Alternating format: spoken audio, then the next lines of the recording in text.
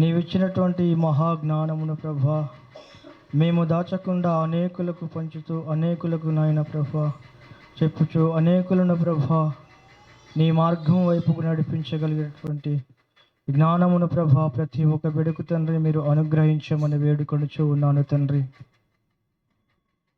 రానున్నటువంటి బిడ్డలు కూడా త్వరపడి తండ్రి, ఇది ఆదివారము, దేవుని దినము, దేవుని సమయము, ఆయనకు ఇవ్వవలసినటువంటి సమయం ఆయనకు ఇవ్వాలని ఆలోచనలో ఉండి ప్రభా వారు కూడా త్వరపడి ప్రభా నీ మందిరముకు వేగమే నడిపించమని వేడుకొనుచూ ఉన్నాము తండ్రి. ఈ యొక్క ఆరాధన అంతటికి ప్రభా ఇది మొదలుకొని తండ్రి, మరి నాయన ఆది నుంచి ఇది మొదలుకొని కడ వరకును కూడా ప్రభా నీ యొక్క తోడుపాటును నీ సన్నిధిని తండ్రి ఉంచి మీరు మహిమ పొందమని ఈ ప్రార్థన యేసుక్రీస్తు నామములో అడిగి వేడుకొనుచున్నాను తండ్రి. ఆమేన్.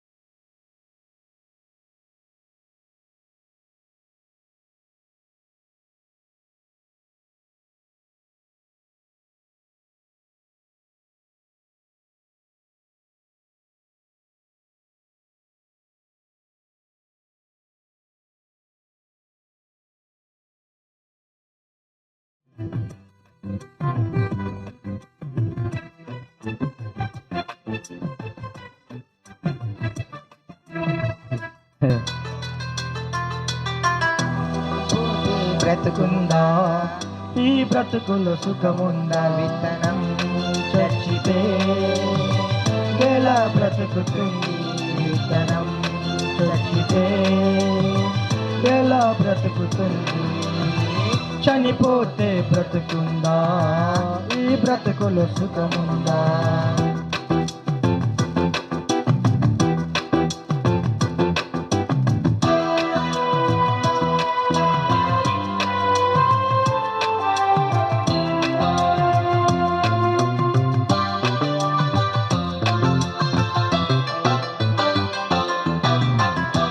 బ్రతుకులో సుఖమేముంది, ఆ సుఖములో బ్రతుకెంతుంది, స్వర్గం నరకం శాశ్వతమే అని తెలుసా, అది శాశ్వత సుఖము దుఃఖము ఆత్మకు తెలుసా. ఈ బ్రతుకులో సుఖమేముంది, ఆ సుఖములో బ్రతుకెంతుంది, స్వర్గం నరకం శాశ్వతమే అని తెలుసా, అది శాశ్వత సుఖము దుఃఖము నీకని తెలుసా. ఒక విత్తనముల బ్రతుకెంతుంది, మహావృక్షమే దానిలో ఉంది, మనిషి దేహాన్ని నడిపే ఆత్మకు ఈ బ్రతుకుంది, చనిపోతే వెళ్ళే ఆత్మకు మళ్ళీ బ్రతుకెంతుంది, చనిపోతే బ్రతుకుందా ఈ బ్రతుకులో సుఖముందా, విత్తనం చచ్చితే ఎలా బ్రతుకుతుంది, విత్తనం చచ్చితే ఎలా బ్రతుకుతుంది, చనిపోతే బ్రతుకుందా ఈ బ్రతుకులో సుఖముందా.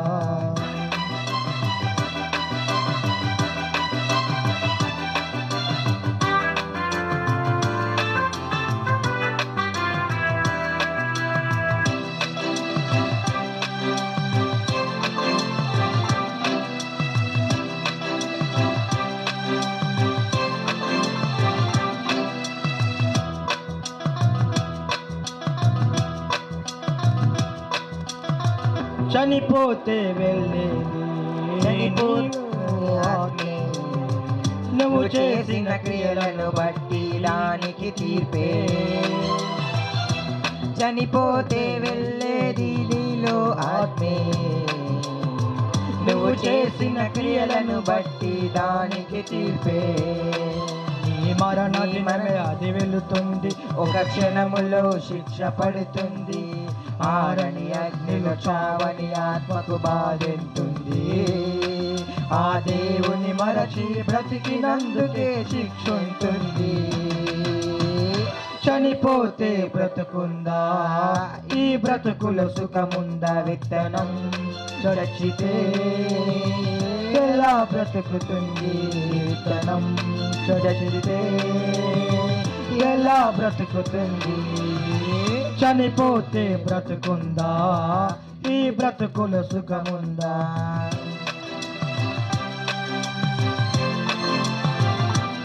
క్లాప్స్ కొడదాం గట్టిగా. వెరీ గుడ్ అన్నగారు, అద్భుతమైన వాయిస్, చాలా చక్కగా పాట పాడి వినిపించారు.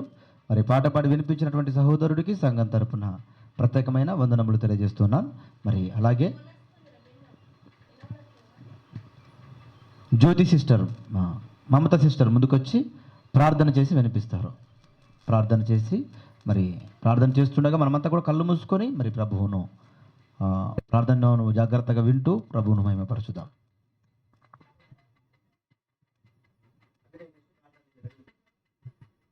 పరలోకమందున్న మా కన్న తండ్రి, నీకు వందనాలు.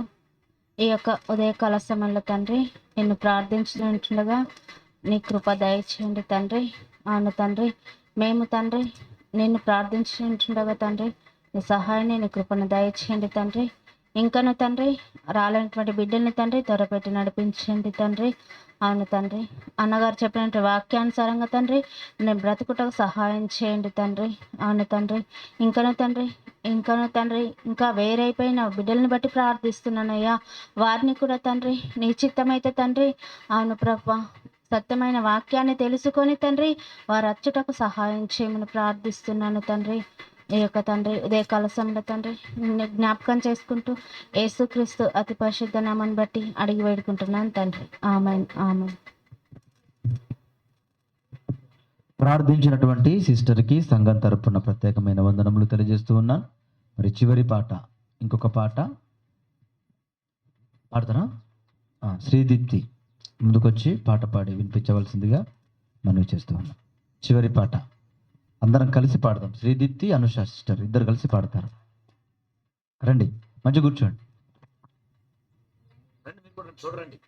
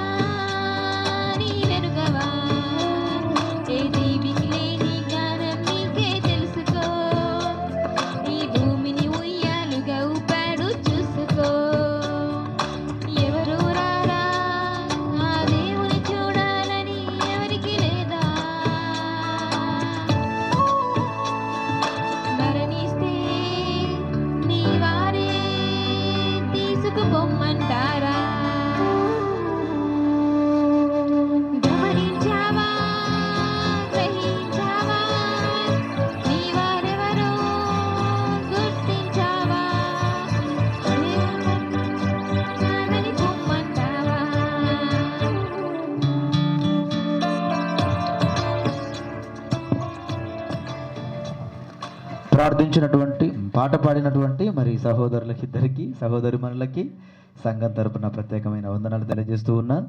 మంచిదండి. ఈ సమయంలో యోవేల్ ముందుకొచ్చి ప్రార్థనలో నడిపిస్తారు. మనమంతా కూడా ఏకీభవిద్దాం.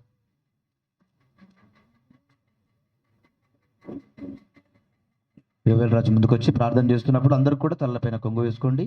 ప్రార్థన చేస్తున్నప్పుడు జాగ్రత్తగా వినండి. ప్రార్థన జాగ్రత్తగా వినండి. ప్రార్థన మీకు రాకపోవడానికి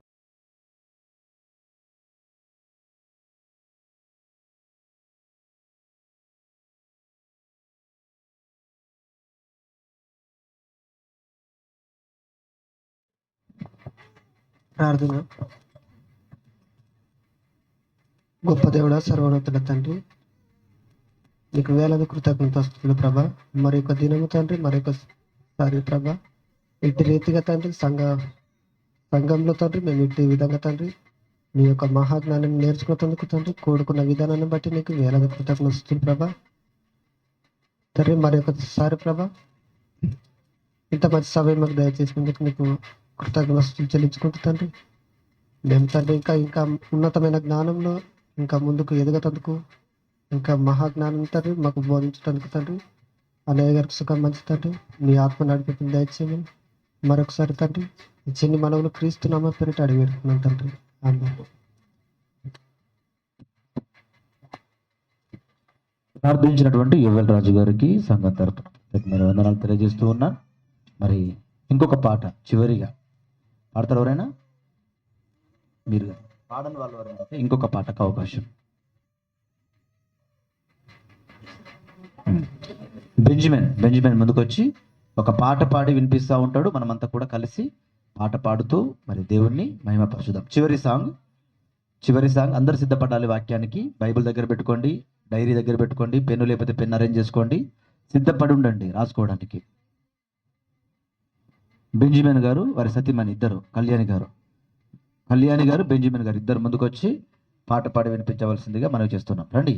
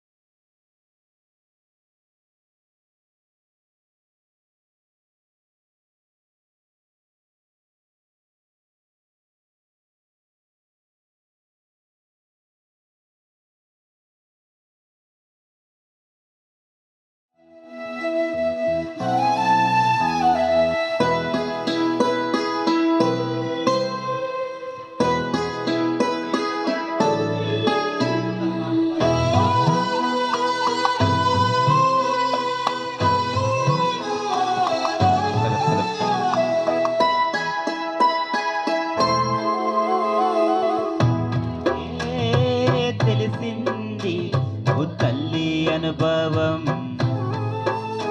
నువ్వు పుట్టకే తెలిసింది ఓ తండ్రి అనుభవం, నువ్వు పుట్టకే తెలిసింది బిడ్డ పేగు బంధము. దేవుడు తెలిపాడు గర్భం పండించే తల్లి తండ్రి బంధము. ఇలా తెలిపాడు, ఇలా చూపాడు, తన ప్రేమే నీలో ఉంచాడు, తల తండ్రిగా నిన్ను చేశాడు. నువ్వు పుట్టకే తెలిసింది ఓ తల్లి అనుభవం, పుట్టకే తెలిసింది ఓ తండ్రి అనుభవం.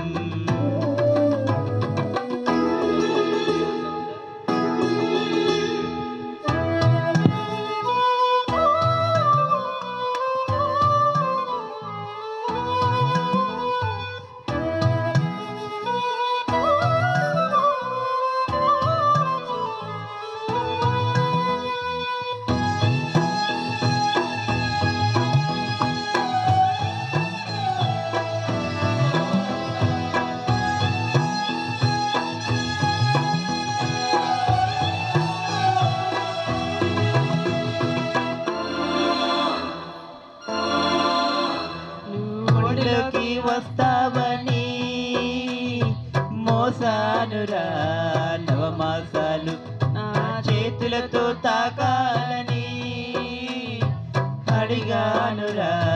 రాగానే తల్లంటే తండ్రంటే పుడితేనే తెలిసిందిరా, ఒడిలోనే నవ్విస్తే కష్టమంత మరిచానురా.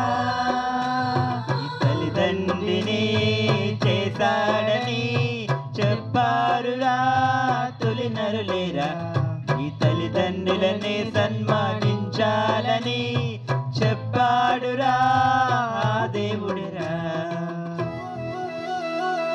పుట్టకే తెలిసింది ఓ తల్లి అనుభవం, పుట్టకే తెలిసింది ఓ తండ్రి అనుభవం.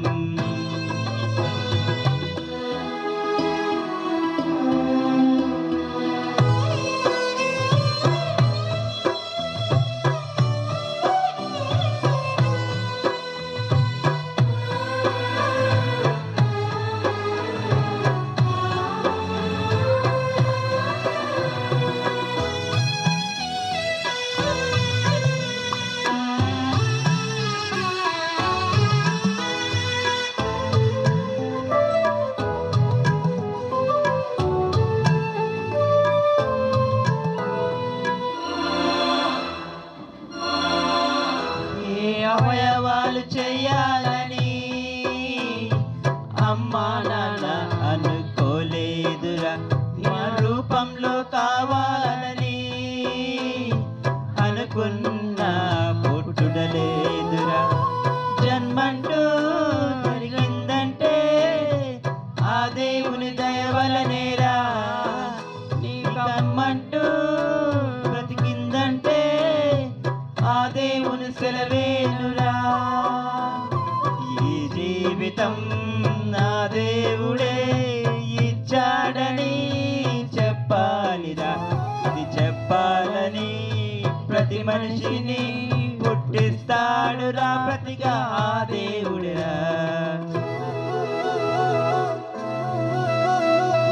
పుట్టకే తెలిసింది ఓ తల్లి అనుభవం, పుట్టకే తెలిసింది ఓ తండ్రి అనుభవం, పుట్టకే తెలిసింది బిడ్డ పేగు బంధము. దేవుడు తెలిపాడు గర్భం పండించే తల్లి తండ్రి బంధము. ఇలా తెలిపాడు, ఇలా చూపాడు, తన ప్రేమే నీలో ఉంచాడు, తల్లిదండ్రిగా నిన్ను చేశాడు. నువ్వు పుట్టకే తెలిసింది ఓ తల్లి అనుభవం, నువ్వు పుట్టకే తెలిసింది ఓ తండ్రి అనుభవం.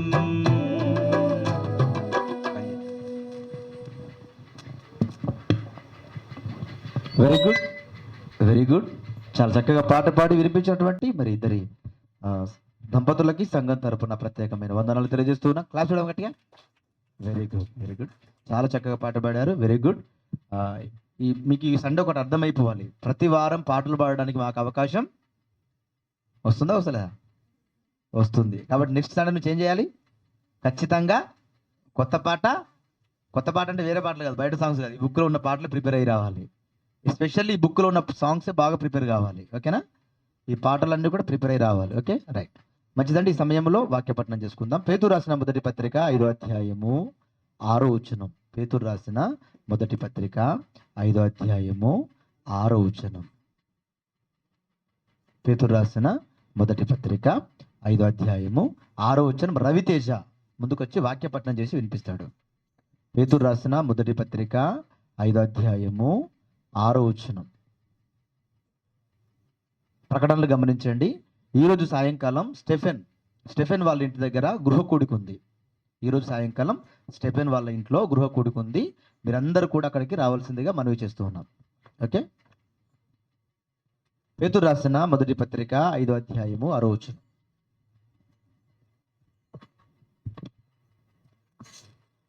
వాక్యపఠనం చేసుకుందామండి. పేతురు రాసిన మొదటి పత్రిక 5వ అధ్యాయం 6వ వచనం. దేవుడు తగిన సమయం మందు మిమ్మును హెచ్చించినట్లు ఆయన బలిష్టమైన చేతి క్రింద దీన మనస్కులై యుండుడి.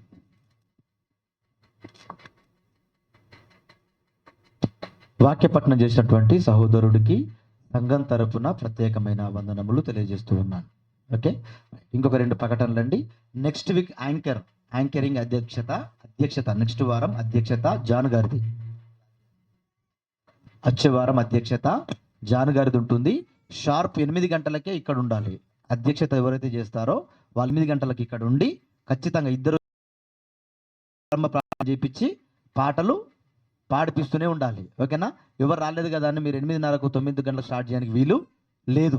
ఓకే, 8 గంటలకు షార్ప్ 8 గంటలకే ఇక్కడ ఉండి ఎవరు లేకపోతే మీరు ప్రారంభ ప్రార్థన చేసి టీవీలో సాంగ్స్ ప్లే చేయాలి. ఓకేనా? లేదంటే మొబైల్ ద్వారా బాక్స్లో అయినా ప్లే చేయాలి. ఓకే, ఈ విషయాన్ని మీరు గమనించాలి. నెక్స్ట్ వీక్ అధ్యక్షత ఎవరు? జాన్ గారిది. నెక్స్ట్ వారం తొలి పలుకులు బెంజమిన్ గారిది. నెక్స్ట్ వారం తొలి పలుకులు, తొలి సందేశం శనివారం నాడు తొలి సందేశం బెంజమిన్ గారిది. ఆదివారం నాడు తొలి సందేశం ప్రేమ్ సాగర్ది. ఓకేనా? సిద్ధపడి రావాలి. Okay, right. నెక్స్ట్ ఆదివారం తొలి సందేశం ప్రేమ్ సాగర్ది. శనివారం నాడు తొలి సందేశం బెంజమిన్ గారిది, సాటర్డే క్లాస్. ఓకే, రైట్, మంచిదండి. మరి తొలి సందేశాన్ని విందాం. సత్యం గారు మన మధ్య ఉన్నారు. మరి దేవుని వాక్యాన్ని కొద్ది నిమిషాలు అందిస్తారు. కరతాళ ధ్వనుల మధ్య ఆయనకు అవకాశాన్ని అందజేస్తారు.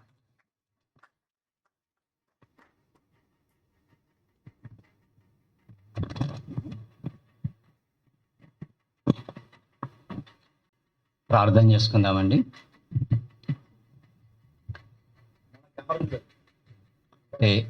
మామూలుగా ప్రీమియర్ లైవ్ పెట్టండి, లైవ్ కాకుండా.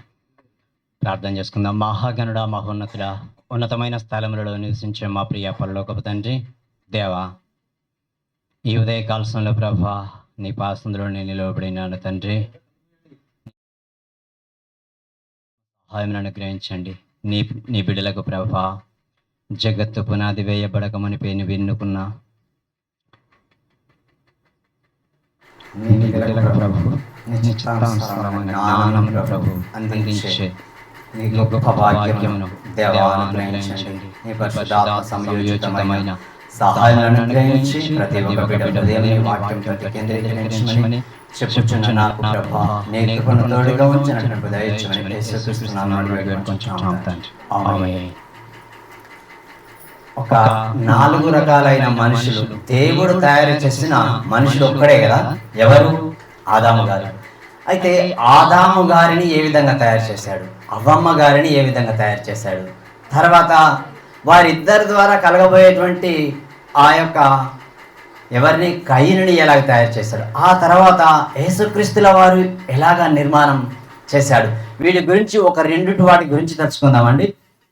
అయితే ఆదాము గురించి దేవుడు తయారు చేయడం చూద్దాం ఒకసారి. ఆదికాండము 2వ అధ్యాయము 7వ వచనం. దేవుడైన యెహోవా నేలమంటితో నరుని నిర్మించి వాని నాసికారంధ్రములలో జీవవాయువును ఊదగా నరుడు జీవాత్మాయను. నిజంగా 84 లక్షల జీవరాశులు అంటే ఆదామును చేస్తానన్నటువంటి ఆలోచన దేవుడికి ముందుగానే ఉంది. అంటే నాకు పిల్లలు కావాలి, భూమి మీదకి పంపించాలి అంటే వారిని తయారు చేయకముందే ఫస్ట్ గా భూమిని మనకు ఏమేమి కావాలి భూమి మీద అన్నిటిని తయారు చేసేసాడండి. ఎక్కడ? 84 లక్షల జీవరాశులు, తిరిగే భూమి, తిరిగే ఆకాశం, ఆకాశంలోని నక్షత్రములన్నీ కూడా దేవుని గురించి ఒక్కొక్కటి వివరించే విధముగా దేవుడు తయారు చేశాడు. అయితే ఈ యొక్క మనిషిని కూడా ఇవన్నీ కూడా ఆకాశము కలుగునుగా అంటే కలిగింది కదా, భూమి కలుగునుగా అంటే కలుగును, చీకటి వెళ్ళిపోయి చీకటి పగలు వేరుపరచబడును గాక అని ఈ విధంగా ఒక్కొక్క మాట పలకగానే ఒక్కొక్కటి కలిగింది. అదే విధంగా మనుషుడు కలుగును గాక అని కూడా అనొచ్చు కదా, అంటే అయిపోతాడు దేవుడు. దేవుడు అంటే ఆ మాట ద్వారా మనుషుడు కలుగుతాడు. ఎందుకంటే ఏజికలుగా మాట్లాడాడు ఒక మాట, ఈ యొక్క ఎముకలన్నీ మనుషులు అవునుగాక అంటాడు కదా, ఈ ఎముకలన్నీ కూడా రక్తమాంసములు ధరించుకొని సమూహముగా నిలవబడతాయి. అంటే ఆ ఖచ్చితంగా దేవుడు ఆజ్ఞాపిస్తాయి కావా? దేవుని ద్వారా నిలువబెట్టిన యెజెకేలు గారు మాట్లాడిన మాటలకు ఆ మనుషులుగా మారిపోయారే, ఎముకలన్నీ ఎండిపోయినాయి, జీవము లేనివి. అయితే ఇక్కడ దేవుడు ఎందుకు చేశాడు అనంటే, మనిషిని నేను మాట ద్వారా కలిగించానండి. ఎందుకు? ఇక్కడ అంటారు చూడండి, 1వ అధ్యాయం 26వ వచనంలో, దేవుడు మన స్వరూపమందు మన పోలిక చొప్పున నరులను చేద్దాము. ఏమంటాడు? తన పోలిక అంటున్నాడు, తన స్వరూపం అంటున్నాడు. అంటే తన పోలిక వేరు, తన స్వరూపం వేరు కదా. అంటే పోలిక అంటే తనకున్న ఆకారం కదా, తన స్వరూపం అంటే తనకున్న రూపం కదా. ఇవి రెండు కూడా, అంటే పోలిక అంటే తనకున్న లక్షణాలన్నిటిని కూడా చూపిస్తుంది, అంటే స్వరూపం అంటే తనకున్న ఆకారాన్ని చూపిస్తుంది. అంటే దేవుడికి మనలాంటి చేతులు ఉన్నవా? దేవునికి మనలాంటి కాళ్ళున్నవా? దేవునికి మనలాంటి శరీరం ఉన్నదా? లేదండి. ఎందుకు? ఆ స్వరూపం అనే మాట ఎందుకు వాడాడో తెలుసా? తనలో నుండి ఆత్మను విభాగించి భూమికి పంపించాడు. ఎవరిలోనికి? నేల నుండి మట్టిని తీసి వాటిని ఆవిరిని లేపి పిసికి ఒక బొమ్మగా తయారు చేసి ఆ బొమ్మలో ఏం చేశాడో తెలుసా? తన స్వరూపాన్ని పెట్టాడు. ఏంటి తన స్వరూపం? తన ఆత్మనిచ్చాడండి, విభాగించాడు. ఇక్కడ దావీదు గారు ఒక మాట అంటాడు కదా, దేవా నీవే నా యొక్క ఆత్మ భాగము అని అంటాడు. కాబట్టి ఈ ఆదాములు ఎంతమందిని పెట్టాడో తెలుసా అండి? ఎన్ని ఆత్మల్ని పెట్టాడో తెలుసా అండి? ఈ భూమి కలగబోయే ఈ భూమి మీదకి ఎంతమంది అయితే వస్తారో వారందరినీ కూడా ఆదాములో పెట్టాడండి. వారందరినీ కూడా ఈ భూమి సృష్టించినప్పటి మొదలుకొని అంతమయ్యేంత వరకు ఎంత కోట్ల జనాభా ఉండాలో అంతమందిని ఆదాములో పెట్టేశాడు. ఒకే ఆదాములో పెట్టి ఆ మనుషుణ్ణి తయారు చేశాడు. ఏ విధంగా అంటే, నరుణ్ణి నేలమంటితో నరుణ్ణి నిర్మించి వాని నాసికారంధ్రంలో జీవవాయువును ఊదగా. ఇక్కడ ఏమంటాడు? జీవవాయువును ఊదేశాడండి. అంటే ఈ జీవవాయువులో ఎన్ని ఆత్మలు ఉన్నవి అంటే, జీవవాయువులో ఎన్ని ఆత్మలు ఉన్నాయంటే, ఈ జగత్తు ఉత్పత్తి అయినప్పటి నుంచి అంతమయ్యేంత వరకు ఎంతమంది భూమి మీదకి రావాలో వారందరూ కూడా ఆదాములో పెట్టేశానండి. చూడండి ఎంత అద్భుతం కదా ఆయన చేసే కార్యాలు. ఆ మనిషి చేసిన విధానం అద్భుతం, ఆశ్చర్యం కదా. మళ్ళీ ఒక్కడే అవుతాడు కదా, ఇతనికి సాటి అయిన సహకారి కావాలి. ఇతడు దేవుని పనిలో ముందుకు సాగాలి అంటే ఒక్కడే ఉంటే ఒంటరి వాడికి బెట్ట కలుగును అంటాడు. ప్రసంగిలో అంటాడు కదా, 3వ అధ్యాయంలో అనుకుంటా, ఒంటరి వాడైతే బెట్ట కలుగును, కానీ ఇద్దరు తోడుగా ఉన్నారనుకో పడిపోరండి.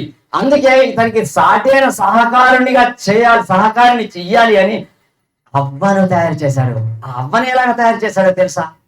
తినకు గాఢ నిద్రను కలగజేశాడు. ఎవరికి? ఆదాము గారికి గాఢ నిద్రను కలగజేసి వెక్కటెముకని తీసి దాన్ని మాంసముతో పూడ్చి తాను స్త్రీనిగా తయారు చేసి అంటాడు కదా, నరునిలో నుండి తీయబడింది నారి అనబడును. అంటే ఇక్కడ ఈ యొక్క స్త్రీని ఒక రకంగా చేశాడు. ఎందుకు? ఈమెను కూడా మట్టిని తీసుకొని ఒక బొమ్మనిగా చేసి అదే విధంగా తనలోంచి జీవనాన్ని ఊదొచ్చు కదా. లేదు, ఆయన ఇష్టం ఏంటి?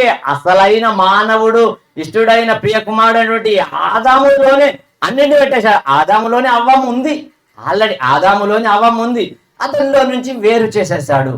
ఆ తర్వాత వారిద్దరూ ఆ ఏకమైన తర్వాత ఇక్కడైనా ఒక ప్రశ్న అడిగితే, ఆదామును ఏ వయసులో చేశాడు అని ఎవరైనా ఎక్కడైనా ప్రశ్న అడిగితే ఏ వయసులో చేశాడండి? యవ్వన వయస్సులో. ఇతని బాలుని వయసు లేదు, పసిబాలు వయసు లేదు, శిశువు దశ లేకుండానే యవ్వన దశగా దేవుడు దించేశాడండి. దేవుడు తన స్వరూపమందు తన పోలిక తన ఆకారంలో ఆ యొక్క ఆదామును చేసేశాడు. అతనిలో నుండి అవ్వను తీశాడు. వారిద్దరు కూడా ఎవరు వచ్చారు? కయీను వచ్చాడు. చూడండి ఆయన ఒక్కొక్క క్రమము చూస్తుంటే అద్భుతం కదా. ఆదామును అలాగా చేశాడు, అవ్వమ్మను ఇలాగ చేశారు. వారిద్దరి కలయిక ద్వారా పుట్టినటువంటి కుమారుడు కయీను ఏ విధంగా వారిద్దరు ఏకమై తన ధర్మాలను జరిగించుకొంచుంటుండగా ఒకనొక దినమందు శుక్రకణము తన గర్భాశయములోనికి వెళ్ళి అది పిండోత్పత్తిగా మారి పిండముగా మారి బ్రహ్మాండంగా అది అవయ నిర్మాణము చేసుకొని ఆ 9 నెలలు దేవుడు మళ్ళీ అక్కడ తన హస్తముల ద్వారా నిర్మాణం చేస్తున్నాడండి. అద్భుతం కదా ఇది. అదే ఆ చేసేటువంటి దేవునికి తెలుసు. మళ్ళీ ఇక్కడ తల్లికి తెలియదు, తండ్రికి తెలియదండి. అంటే అమ్మను మించిన దైవం ఉన్నదా అని ఒక పాట పాడుతుంటాడు కదా. అమ్మా నీ రుణాన్ని నేను ఏ విధంగా తీసుకోగలనమ్మా, 1000 జన్మలెత్తినా కూడా నీ రుణాన్ని అంటే ఒక్క మాట మనం ఆలోచించేద్దాం. నిజముగా ఈ యొక్క అమ్మ ఉన్నది అని అంటే అక్కడ గర్భములో ఆకారం రూపుదిద్దుకుంటుంది అంటే దేవుని దయ అండి. నిజంగా ఆ కుమారుడికి ఏ రంగు వేస్తారో అమ్మకు తెలుసా అండి? ఆ కుమారుడికి ఏ విధముగా అవయ నిర్మాణం జరుగుతుందో తెలుసా అండి? అదంతా ఎందుకు? అసలు కుమారుడా కుమార్తెనా అమ్మకు నాన్నకు తెలుసా అండి? తెలియదు కదా. ఎందుకు? ఇది అద్భుతం అండి. అందుకని అంటాడు కదా, ఆయన చేసిన కార్యాలు అద్భుతం, ఆశ్చర్యం అండి. ఈ అద్భుతాలు ఆశ్చర్యక్రియలు ఎవరికి కూడా అర్థం కావు, అర్థమైతే వాటి ప్రకారం బ్రతుకుతారండి. కనుక దేవుడు ఈ 9 నెలల గర్భములో తన యొక్క అవయవ నిర్మాణము ద్వారా తనకు అవయవాలని నిర్మాణం ఎందుకు చేస్తున్నాడు అని అంటే, ఈ చేతులతో నా పనులు చెయ్యాలి, ఈ కాళ్ళతో సువార్తకు పరుగులెత్తాలి, ఈ యొక్క మెదడు నన్ను గురించి ఆలోచన చెయ్యాలి, ఈ యొక్క అణువణువు ప్రతి పరమాణువు కూడా నా పర సంబంధమైన పనుల మీద. ఎందుకు? నాలో నుండి ఆదాములోనికి పంపించాను, ఆదాములోనికి భూమి మీదకి పంపించాను. ఈ విధంగా ఆయా కాలంలో ఆయా మనుషులందరినీ భూమి మీదకి పంపిస్తున్నాను. తిరిగి మళ్ళీ నా యొద్దకు రావాలి. ఒకవేళ తిరిగి రాకుండా ఒక దుష్ట శక్తి అడ్డుపడుతుందండి. ఆ దుష్ట శక్తి నుండి విడుదల పొందాలి అని దేవుడు ఆదాముకు ఆజ్ఞాపించిన మాటను దాటిపోయి తన యొక్క విరోధముగా పాపము చేసినప్పటికీ కూడా దేవుడు తన యొక్క ప్రియ కుమారుని భూమి మీదకి పంపించాడు. అతని యొక్క నిర్మాణం ఏ విధంగానంటే, ఇక్కడ స్త్రీ పురుషుడు కలయిక, స్త్రీ పురుషుడు తన ధర్మాలు జరిగిస్తేనే పిల్లలు కలుగుతున్నారు కదా. కానీ యేసుక్రీస్తుల వారు స్త్రీ పురుషునితో సంబంధం లేకుండా తల్లి గర్భంలో రూపురేఖలు దిద్దుకున్నాడండి. ఎందుకు? ఆయన సర్వశక్తి సంపన్నుడు, ఆయన సర్వోన్నతుడు, ఆయన శక్తిమంతుడు, ఆయన శక్తికి సాటి లేదండి. ఆయన ఎలా గర్భతే అలాగా అయిపోతాడు. ఎందుకు? మరి ఆ తల్లి గర్భం అవసరమా అంటే, భూమి మీదకి వచ్చే ప్రతి మనిషికి ఒక తల్లి గర్భం కావాలండి. ఈ శరీర ఆకారాన్ని రూపుదిద్దుకోవాలంటే ఖచ్చితంగా ఒక తల్లి గర్భం కావాలి. ఆ తల్లి గర్భము భూమి మీద చూస్తే ఎవరు మంచిగా పరిశుద్ధంగా పవిత్రంగా ఉన్నారని ఆలోచన చేస్తే మరియమ్మ ఒకటి కనపడుతుందండి. కనుక ఆ మరియమ్మ గర్భంలో వారిద్దరు ఏకము కాకమునిపే పరిశుద్ధాత్మ ద్వారా దేవుడు యేసుక్రీస్తుల యొక్క నిర్మాణాన్ని కలిగించి ఈ ప్రపంచ ప్రజలందరూ కూడా ఈ పాపముతో, చీకటితో, అంధకారముతో, గాఢంధకారముతో ఉన్న ప్రతి ఒక్క మనుషుణ్ణి దేవుని వైపునకు మళ్లించడానికి, ఆ పాపానికి విరుగుడు మందుగా, ఔషధముగా యేసుక్రీస్తుల వారిని భూమి మీదకి పంపించి ప్రతి ఒక్కరిని మళ్ళీ దేవుని యొద్దకు పిలుచుకోవడానికి ఆయన వేసిన ఈ ప్రణాళికలండి. ఒకవేళ ఈ మధ్యలో చేసే ఈ దుష్ట శక్తి ఏం చేస్తుందో తెలుసా అండి? ప్రతి మనుషుల్ని దేవుని నుండి దూరం చేస్తుంది, దేవుని మాటలకు దూరం చేస్తుంది, దేవుని సహవాసానికి దూరం చేస్తుంది, దేవుని సన్నిధికి దూరం చేస్తుంది. కాబట్టి వాటికి దూరము కాకుండా దేవునితో, దేవుని వాక్యముతో అతుకబడుతూ, దేవుని వాక్యానుసారంగా నడుస్తూ ఆ దుష్ట శక్తిని ఎదురిస్తూ వాడి తంత్రములను, పన్నాగములను, యుక్తులను, కుయుక్తులను, ఉరులను, గాలములను అన్నిటిని గమనించి మనము ఆ యొక్క పరమున్న ఆ తండ్రి యొద్దకు చేరాలని మనం కోరుకుంటున్నాము. ఒకవేళ మరి ఈ తండ్రి యొద్దకు చేరుతావా లేదా నరకానికి, పాతాళానికి చేరుతావా, ఆ నిర్ణయం మన మీదనే ఉంది. కాబట్టి మనము దేవుని వాక్యానుసారంగా బ్రతుకుతూ, దేవుని మాటలను వింటూ, వాటి ప్రకారం జీవిస్తూ, మరియు మనము దేవుడున్న లోకాన్ని స్వతంత్రించుకోవాల్సిందిగా యేసుక్రీస్తు నామములో మీ అందరికీ మనవి చేస్తూ ముగిస్తున్నానండి. ప్రార్థన చేసుకుందాం. మహాగణుడా, మహోన్నతుడా, ఈ యొక్క ప్రభా ఉదయకాల సమయంలో ప్రభా కొన్ని క్షణములు ప్రభు నీ బిడ్డలకు నీ లేఖనాలని అందించున్నాను తండ్రి. కనుక నీ చిత్తం చొప్పున ప్రతి ఒక్క బిడ్డ దేవా నీ లేఖనానుసారంగా బ్రతికే గొప్ప భాగ్యం అనుగ్రహించమని తండ్రి, నీ యొద్ద నుండి వచ్చిన వారము కనుక నీ యొద్దకు మేము చేరే భాగ్యమును ప్రతి ఒక్క బిడ్డకు అనుగ్రహించమని మా ప్రభువు యేసుక్రీస్తు నామమున అడిగి వేడుకొంచున్నాము తండ్రి. ఆమేన్.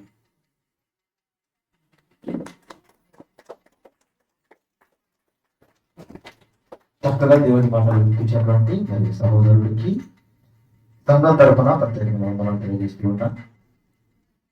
మరికొన్ని మాటలు వినడానికి మనం కూడా సిద్ధం. అర్థమైందా? అర్థమైందా? ఎన్ని పాయింట్స్ చెప్పారు? చెప్తారు ఎవరైనా? సత్యంగా చెప్పిన పాయింట్స్ లో నుంచి ఎన్ని పాయింట్స్ చేశారు? యవన దశ ఎందుకు ఇచ్చాడు? యవన దశ ఎందుకు ఇవ్వబడింది? అలా దేవుని ఇష్టాన్ని నెరవేర్చడానికి వస్తుంది. మనమంతా ఎవరు వస్తారమా? ముసలి వాళ్ళమా? మనం ఏం చేయాలి? దేవుని ఇష్టాన్ని మన జీవితంలో నెరవేర్చాలి. అర్థమవుతుందా? మంచిదండి. ప్రార్థన చేసుకొని వాక్య భాగంలోకి వెళ్దాం. అందరూ కళ్ళు మూసుకోండి.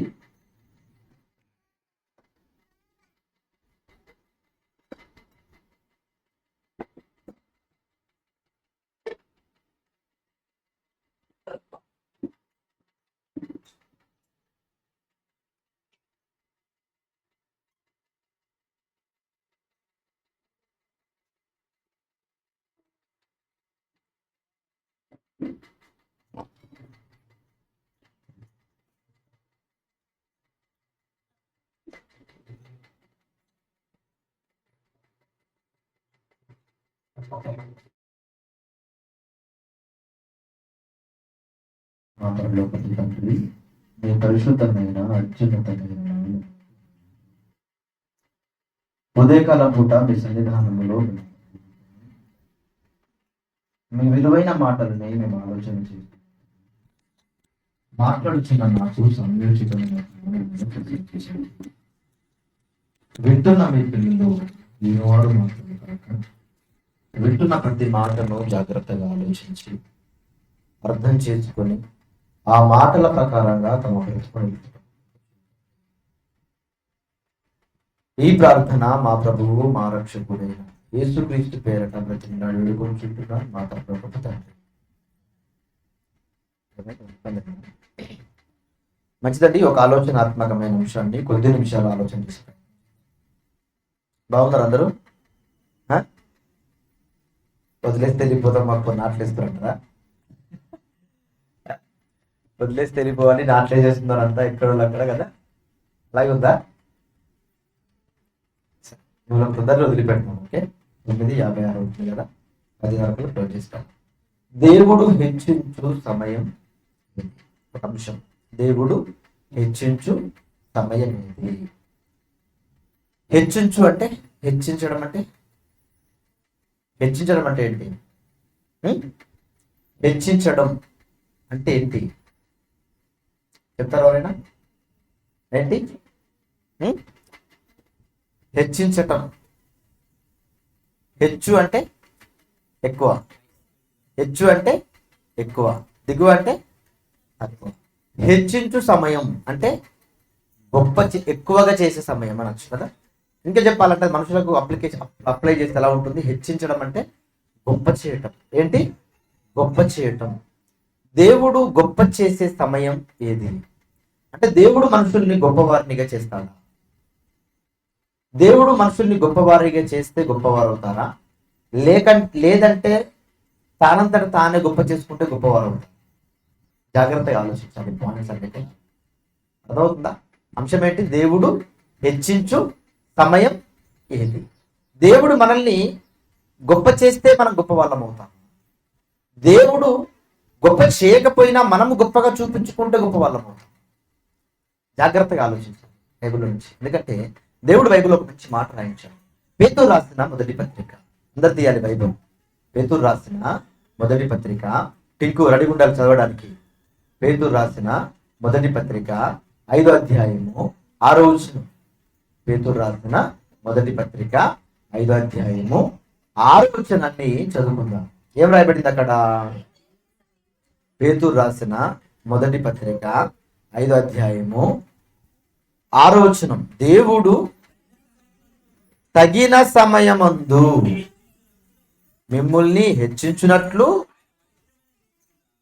ఆయన బలిష్టమైన చేతి క్రింద దీన మనస్కులై ఉండుడి. అవునా? ఏం చేయాలట? దీన మనస్కులై ఉండుడి. ఎవరి చేతుల క్రింద? దేవుడు తగిన సమయమందు మిమ్మును హెచ్చించునట్లు. అంటే దేవుడు హెచ్చించే సమయం ఒకటి ఉందా? ఉందా లేదా? ఉంది. దేవుడు హెచ్చించే సమయం ఒకటి ఉంది. ఏట సమయం? ఎప్పుడు వస్తుందా సమయం? ఎవరు అనుగ్రహిస్తారు ఆ సమయాన్ని? ఎవరు మనల్ని గొప్ప చేస్తారు?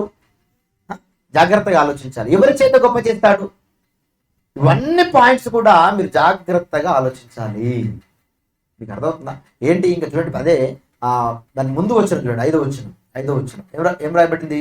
చిన్నపిల్లలారా, చిన్నపిల్లలారా మీరు పెద్దలకు లోబడి ఉండుడి. ఏం రాయబడిందంటే చిన్నపిల్లలారా. చిన్నపిల్లలు అంటే ఎవరు? చిన్నపిల్లలు అంటే ఎవరు? చిన్నపిల్లలు అంటే ఇప్పుడు మన పిల్లల? చిన్నపిల్లలు అంటే ఎవరు? చిన్నపిల్లలారా అన్నాడు కదా. చిన్నపిల్లలు అంటే ఎవరు? మన పిల్లల? మన చిన్న పిల్లలు ఉన్నారే, మన గర్భన పుట్టిన పిల్లల? చిన్నపిల్లలు అంటే ఎవరు? ఎవరండి? దేవుడి దృష్టిలో మనమంతా ఎవరు? చిన్నపిల్లలం. మన గురించి చెప్తున్నాడు ఆయన. ఏం చెప్తున్నాడు? చిన్నపిల్లలారా మీరు పెద్దలకు లోబడి ఉండుడి. పెద్దలు ఎవరు? చిన్నపిల్లలు అంటే ఇందాక చెప్పాను. పెద్దలు ఎవరు? పెద్దలు అంటే ఎవరు చెప్పండి? ఎవరండి పెద్దలు అంటే? వయసులో పెద్దవాళ్ళ? ఎవరు పెద్దవాళ్ళ? పెద్దలు అంటే ఎవరు?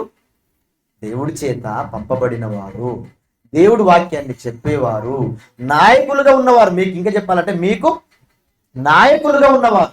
నాకు నాయకులుగా ఉన్న వారికి నేనేం చేయాలి? లోబడాలి. మీకు నాయకులుగా ఉన్న వాళ్ళకి మీరేం చేయాలి? లోబడాలి. అదే కదా, అదే చెప్తున్నాడు కదా. చిన్నపిల్లలారా మీరు పెద్దలకు లోబడి ఉండండి. లోబడటం అంటే ఏంటి? లోబడటం అంటే ఏంటి? రాజన్న గారు రాగానే చేతులు కట్టుకొని ఇలా నిలబడటమా? లోబడటం అంటే ఏంటి? లోబడటం అంటే ఏంటి? భర్తకు భార్య లోబడటం అంటే ఏంటి అర్థం చెప్పండి? భర్త రాగానే గదు గదు గదు గదు వణికిపోవడమా? చేతులు కట్టుకొని నిలబడటమా? ఏంటి దాని అర్థం? ఏంటి లోబడటం అంటే అర్థం ఏంటి? మాటకు గౌరవం ఇవ్వటం. మీకు అర్థమవుతుంది? దేవుని మాటలు ఏవైతే ఉన్నాయో, దేవుని మాటలు దేవుని సేవకుల నోట వచ్చినప్పుడు ఆ మాటలకి గౌరవాన్ని ఇవ్వటం, లోబడటం. అవునా? ఇంకా బాగా చెప్పాలంటే ఇప్పుడు భర్తకు భార్య లోబడి ఉంటుంది కదా. లోబడటం అంటే ఏంటి?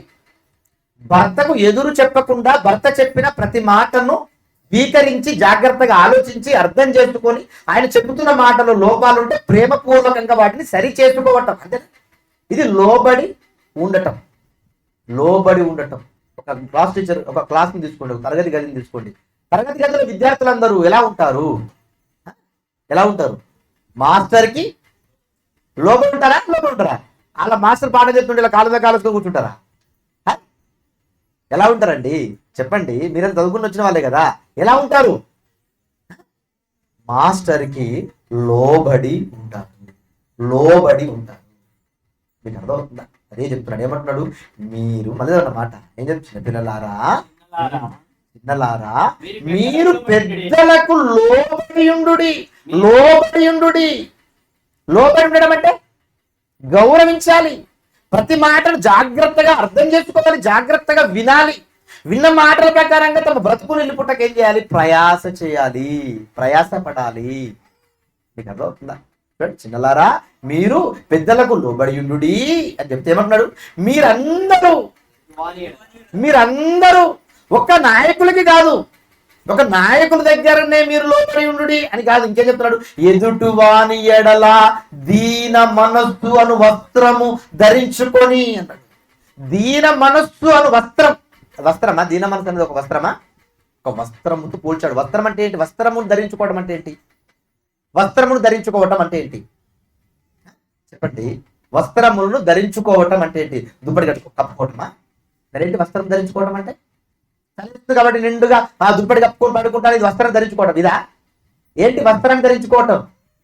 నీ అందమైన అవయవాలు ఎదుటి వ్యక్తికి కనబడకుండా నువ్వు బట్టలతో ఎలాగైతే నీ శరీరాన్ని కప్పుకుంటున్నావో, ఇలా అయితే బాగా అర్థమవుతాను. కప్పుకుంటున్నా? నేను అంగే షర్ట్ వేసుకున్నాను. ఎందుకు వేసుకున్నాను? నా శరీరం అనేది మీకు కనిపించకూడదు, అంతే కదా. మీరు అంగీలు వేసుకుంటున్నారు, మీరు బట్టలు కట్టుకుంటున్నారు, ఎందుకంటే మీ అవయవాలు ఎదుటి వ్యక్తికి కనిపించకూడదు. ఇది వస్త్రానికి ఉన్న ప్రాధాన్యత. ఈ విషయం ఈ భాష మీకు అర్థమైతే ఇప్పుడు జాగ్రత్తగా ఏం చేస్తున్నాడు? వస్త్రముతో పోలుస్తున్నాడు. క్యారెక్టర్ని వస్త్రముతో పోలుస్తున్నాడు. ఏమంటున్నాడు? దీన మనస్సు అను వస్త్రం అన్నాడు. దీన మనస్సు అన్నాడు. ఏంటి దీన మనస్సు అంటే ఏంటి? చెప్పండి. దీన మనసు అంటే ఏంటి? తగ్గింపండి. తగ్గింపు. ఎంత తగ్గింపు అంటే చాలా దిగువ స్థాయిలో ఉండాలి ఎప్పుడు కూడా. మీకు అర్థం. యేసుక్రీస్తుల వారు కూడా ఈ భూమి మీద తను బోధ చేస్తున్నటువంటి ఆ బోధ చేస్తున్న రోజులలో ఏం చెప్పాడు? ఏదైనా ఒక విందుకు మీరు పిలువబడినప్పుడు, తెలుసా ఈ సందర్భం మీకు కదా తెలుసు అనుకుంటా, ఏదైనా ఒక విందుకు పిలువబడినప్పుడు మీరు మొదటగా వెళ్ళి ఏం చేయకూడదట? ఏర్పాటు చేయబడిన సింహాసనాల మీద మీరు కూర్చోకూడదు అన్నాడు. ఎందుకు కూర్చోకూడదు? కూర్చుంటే లేపేస్తారా? నీకంటే గొప్పవాడు ఒకవేళ వస్తే, జాగ్రత్తగా ఆలోచించాలి పాయింట్. యేసుక్రీస్తు వారు ఎందుకు చెప్పాడంటే, నీకంటే పెద్ద స్థాయిలో ఉన్న వ్యక్తి ఒకవేళ వచ్చాడు అనుకోండి, అప్పుడు అక్కడ ఉన్న ఆధిపత్యం చేస్తున్న ఆయన ఏం చేస్తాడు? నిన్ను అక్కడి నుండి వేరే చోటికి పంపించి ఆయనను నీ చోట కూర్చోబెట్టే అవకాశం ఉంటుంది. కాబట్టి అప్పుడు నువ్వు ఏమవుతావు ప్రజల ఎదుట? అప్పుడు ఎలా కనబడతావు ప్రజల ఎదుట? నీకు అవమానము, క్షేమగా ఫీల్ అయిపోతావు. కాబట్టి అటువంటి పరిస్థితి రాకుండా ఉండాలంటే నువ్వు మొదట ఏం చేయాలి? లోబడి తగ్గింపుతోని నువ్వు ఆ స్థాయిలో కూర్చొని ఉన్నావు అనుకోండి, ఇప్పుడు ఆ నాయకుడు నిన్నే ఆ స్థాయికి పిలిపించి కూర్చోబెట్టాడు అనుకోండి, అప్పుడు అది నీకు ఘనత. మీకు అర్థం? అది అప్పుడు నీకు ఘనత అన్నాడు. ఎందుకు ఈ మాటలు చెప్పాడు యేసుక్రీస్తు వారు? ఎందుకు ఈ మాటలు చెప్పాడంటే దీనత్వం గురించి మాట్లాడాడు. దీనత్వం అంటే ఇదేనండి, తగ్గింపు ఉండాలి. మీకు అర్థం? పొగడతలకు, గొప్పలకు, ఏదేదో అనుకుని ఏడికెడికి వెళ్ళిపోయిన ఏం ఉండదు. మీకు అర్థం అవుతుందా? బట్టి ప్రియమైన దేవుని పిల్లలారా, అదే చెప్తున్నాడు. ఏమని చెప్తున్నాడు? మళ్ళీ చదవండి మాట, మళ్ళీ చదవండి. ఏమంటున్నాడు? చిన్నలారా మీరు పెద్దలకు లోబడి ఉండు. మీరందరూ ఎదుటివాని, పెద్దలకు లోబడి ఉండాలి. Point number 1. రెండో పాయింట్ ఏంటి? ఎదుటివాని ఎడల అన్నాడు. ఎదుటివారు ఎవరు? నీ పక్కనున్న వారే. నువ్వు ఉన్నావు ఇక్కడ, నేను కూర్చున్నాను, ఈయన నా ఎదుటివాడు, అంతే కదా. ఈయన ముందున్నారు మీరు, మీరే నా ఎదుటివారు. అందరి ఎడల దీనత్వం కలిగి ఉండాలా? 100% దీనత్వాన్ని కలిగి ఉండాలి. ఎంత ఎక్కువగా నేర్చుకుంటే నువ్వేం చేయాలట? అంత తక్కువగా ఒదిగిపోవాలి. ఈరోజు ఒదిగిపోయే ఆ మనస్తత్వాలు లేకపోతే కూడా ప్రమాదమేనండి. తెలుసా? మీరు చూడండి, మీకు బాగా సుపరిచితమైన ఒక ఎగ్జాంపుల్ చెప్తాను. వాగు పారుతున్నటువంటి ఆ వాగులో ఏముంటుందండి? ఏముంటది? తుంగ ఉంటుంది. తెలుసా? ఏముంటుందండి? తుంగ ఉంటుంది. తెలుసా? ఎంత హైట్ ఉంటుందో చెప్పండి. అది బీభత్సంగా ఉంటుందండి, బీభత్సంగా ఉంటుంది. ఇప్పుడు వర్షం పడింది, విపరీతంగా వాగు వచ్చేస్తుంది, ఫోర్స్గా వచ్చేస్తుందండి వాగు. ఆ ఫోర్స్కి నువ్వు అడ్డెళ్ళావనుకోండి, నేను తీసుకెళ్ళిపోతుంది. అది నువ్వు అడ్డెళ్ళావా, నిన్ను తీసుకెళ్తుంది. కారు అడ్డు పెట్టావా, కారు వెళ్ళిపోతుంది. బస్సులు అయితే బస్సులు, బండ్లు అయితే అన్నీ వెళ్ళిపోతుంటాయండి. పెద్ద పెద్ద కర్రలు కూడా ఏమైతే వర్షంలో వాటర్తో వచ్చేస్తాయా, రావా? వచ్చేస్తాయి. వర్షం అంతా ఆగిపోయిన తర్వాత మీరు వెళ్ళి జాగ్రత్తగా తుంగని చూడండి. తుంగ ఉంటుందా? వర్షంకి వెళ్ళిపోయిందా? ఉన్నదా? వెళ్ళిపోయిందా? ఉంటుంది. ఎందుకు ఉన్నది? ఫ్లోచిస్తున్నప్పుడు దానికి తెలుసు నేను వంగిపోవాలి అని. అది ఏమైపోతుంది తెలుసా? నేల మట్టంకి.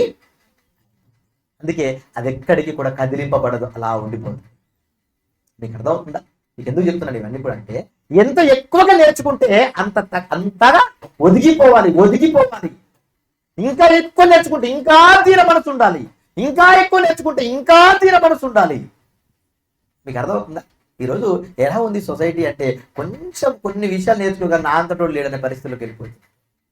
అది తప్పు, అది నేరం. బైబిల్ అలా చెప్పలేదు. బైబిల్ ఏం చెప్పింది? ఎదుటి వారి ఎడల అన్నది. మళ్ళీ ఇంకా నాయకులకు, మీరు మీ నాయకులకు లోబడి ఉండు అని ఒక పాయింట్ చెప్తూ, రెండో పాయింట్ ఏంటి?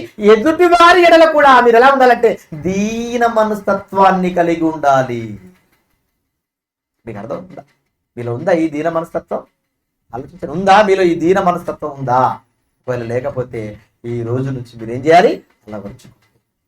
అలవాటు చేసుకోండి దాన్ని. మీకు అర్థం? మిమ్మల్ని మీరు గొప్ప చేసుకోవడానికి, మిమ్మల్ని మీరు గొప్పగా చెప్పుకోవడానికి మన గురించి ఎవరికి చెప్పవలసిన అవసరత లేదు. దేవుడు చూస్తున్నాడు. మీరు జాగ్రత్తగా దీన మనసుకులై దేవుని యందు భయభక్తులు నిలపండి. మీకు అర్థమవుతుంది? ఎందుకంటే ఇవన్నీ ఎసెన్షియల్. ఇప్పుడు ఇవన్నీ పాఠాలు అవసరం. ఇవన్నీ పాఠాలు మీకు అవసరం. ఎందుకంటే ఈ పాఠాలు నేను ఎప్పుడు కూడా మీకు చెప్పలేదు. చెప్పకపోవడం వల్ల దురుసుగా ప్రవర్తించే పరిస్థితులు చేస్తున్నాయి. అందుకే ఈ పాఠాలు అవసరం మీకు. అందుకే ఎస్పెషల్లీ పాఠాలు తీసుకొచ్చాను మీ ముందుకి. మీకు అర్థమవుతుందా? ఎలాంటి తత్వం ఉండాలి? ఇప్పుడు ఆలోచించండి. ఎలాంటి మనస్తత్వం ఉండాలి? దీన మనస్తత్వం. ఎవరి ఎడల ఉండాలి దీన మనస్తత్వం? నీ ఎదుటి వారి ఎడల. ఎదుటివారు నీ పక్కన ఉన్నవారే. తర్వాత ఆ వాళ్ళ పక్కన ఉన్న వాళ్ళు ఇలా చూసుకుంటూ వెళ్తే సమాజంలో ఉన్న వారందరి ఎడల మీరు ఎలా ఉండాలి? దీన మనస్తత్వం. ఒకవేళ దీన మనస్తత్వం ఉందనుకోండి, దానివల్ల వచ్చే లాభం ఏంటి, నష్టం ఏంటి? ఒక పాయింట్ ఆలోచన చేద్దాం, ఇక్కడ జనరల్గా ఆలోచన చేద్దాం. దీన మనస్తత్వాన్ని నువ్వు ఒకవేళ కలిగి ఉండడం వల్ల దానివల్ల వచ్చే లాభం ఏంటి, దానివల్ల వచ్చే నష్టం ఏంటి? నష్టం ఏమైనా ఉంటుందా? జాగ్రత్తగా ఆలోచన. నష్టం ఏమైనా ఉంటుందా? మరి అమ్మాయి నువ్వు ఎందుకు కూర్చున్నావు? కింద పైన కూర్చో. కాళ్ళు నొప్పి ఉందా? నేను అనసరికలు కూర్చున్నావు అనుకుంటున్నాను నేను. అరే ఓకే, కాళ్ళు నొప్పి ఉంటే కూర్చోదాలి, పైన కూర్చో. ఇబ్బంది అయితే నేను అలా నిన్ను ఉద్దేశించి మాట్లాడలేదు. జాగ్రత్తగా ఆలోచించండి, జాగ్రత్తగా ఆలోచించండి. వృద్ధులు ఉంటారు, అనారోగ్యంతో ఉంటారు, వాళ్ళ గురించి కాదు. కూర్చోవాలి. కూర్చోలేరు కాబట్టి వాళ్ళు ఏం చేయాలి? నేర్చుకున్న తర్వాత అహంతో ఉన్న వాళ్ళ గురించి మాట్లాడుతున్నాను. దీనత్వం లేని వారి గురించి మాట్లాడుతున్నాను. నీకు అర్థం?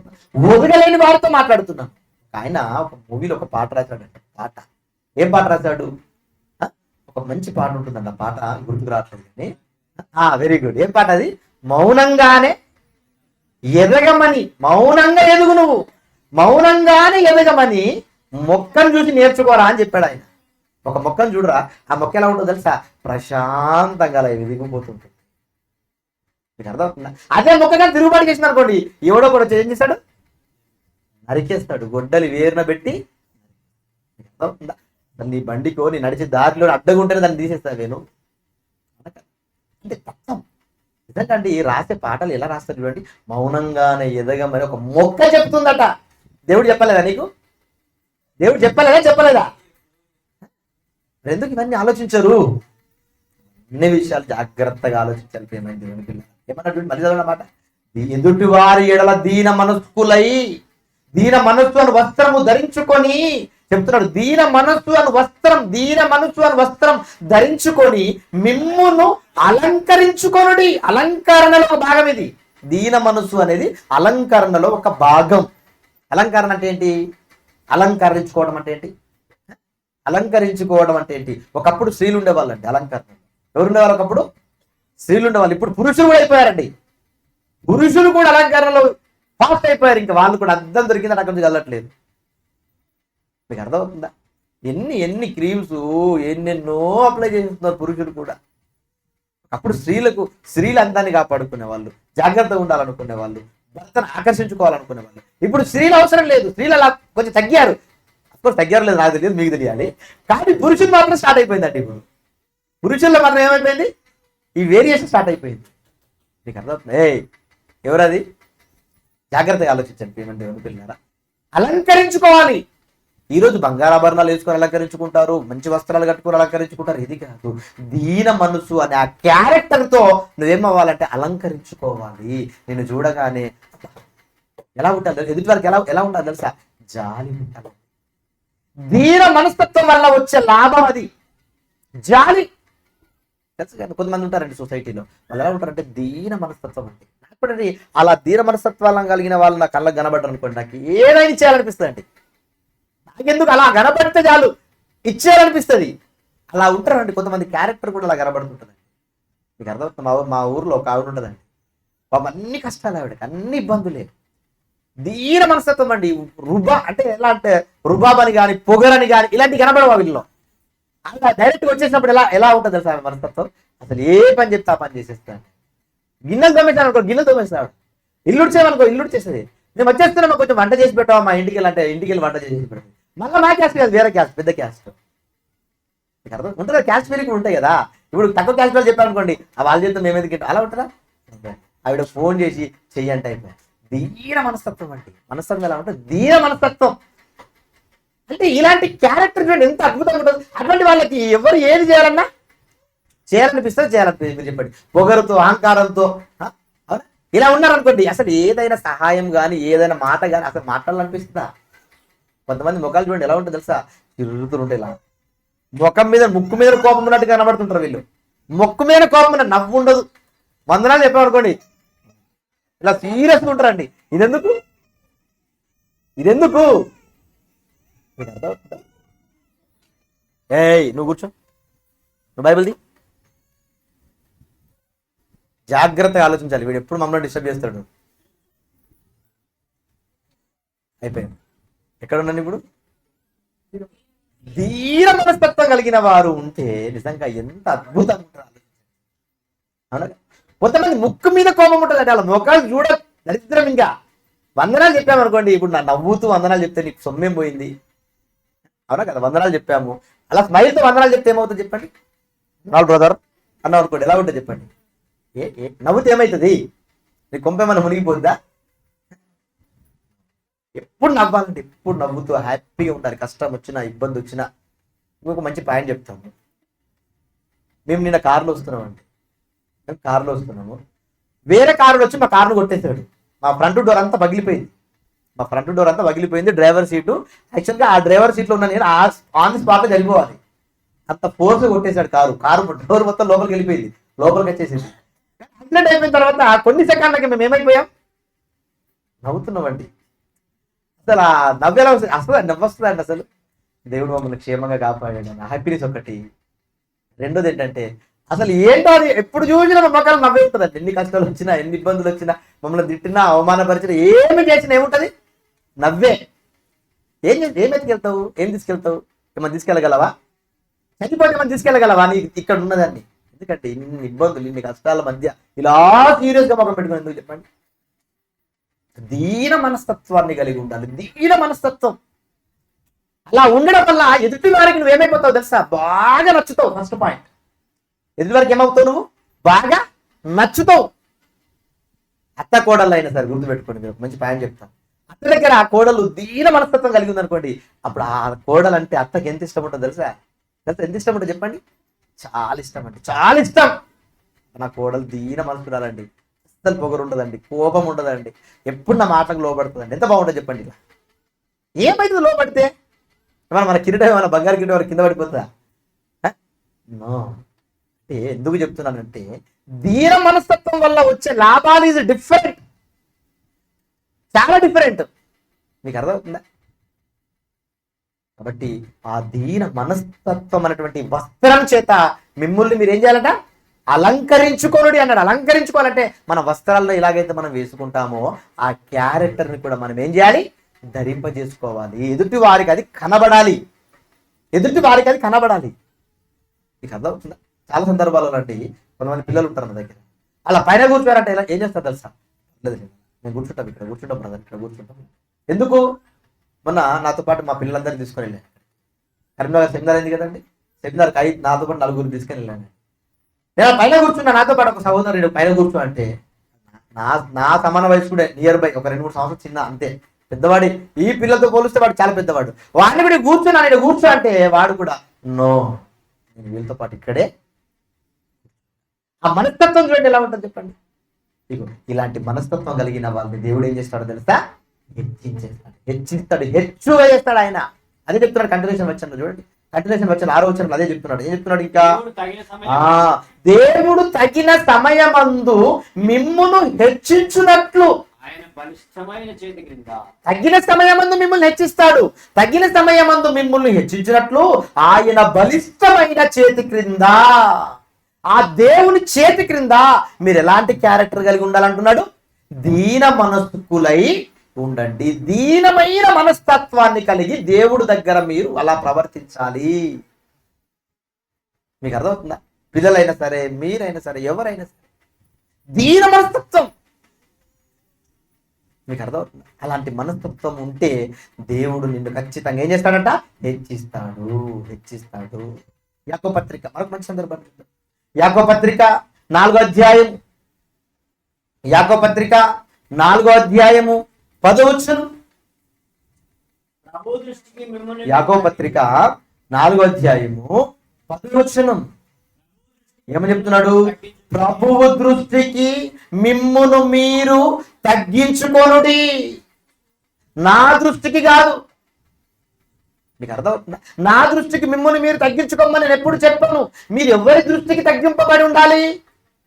ప్రభువు దృష్టికి. ప్రభువు చూస్తున్నాడు కదా, ప్రభువు నేను అబ్జర్వ్ చేస్తున్నాడు కదా.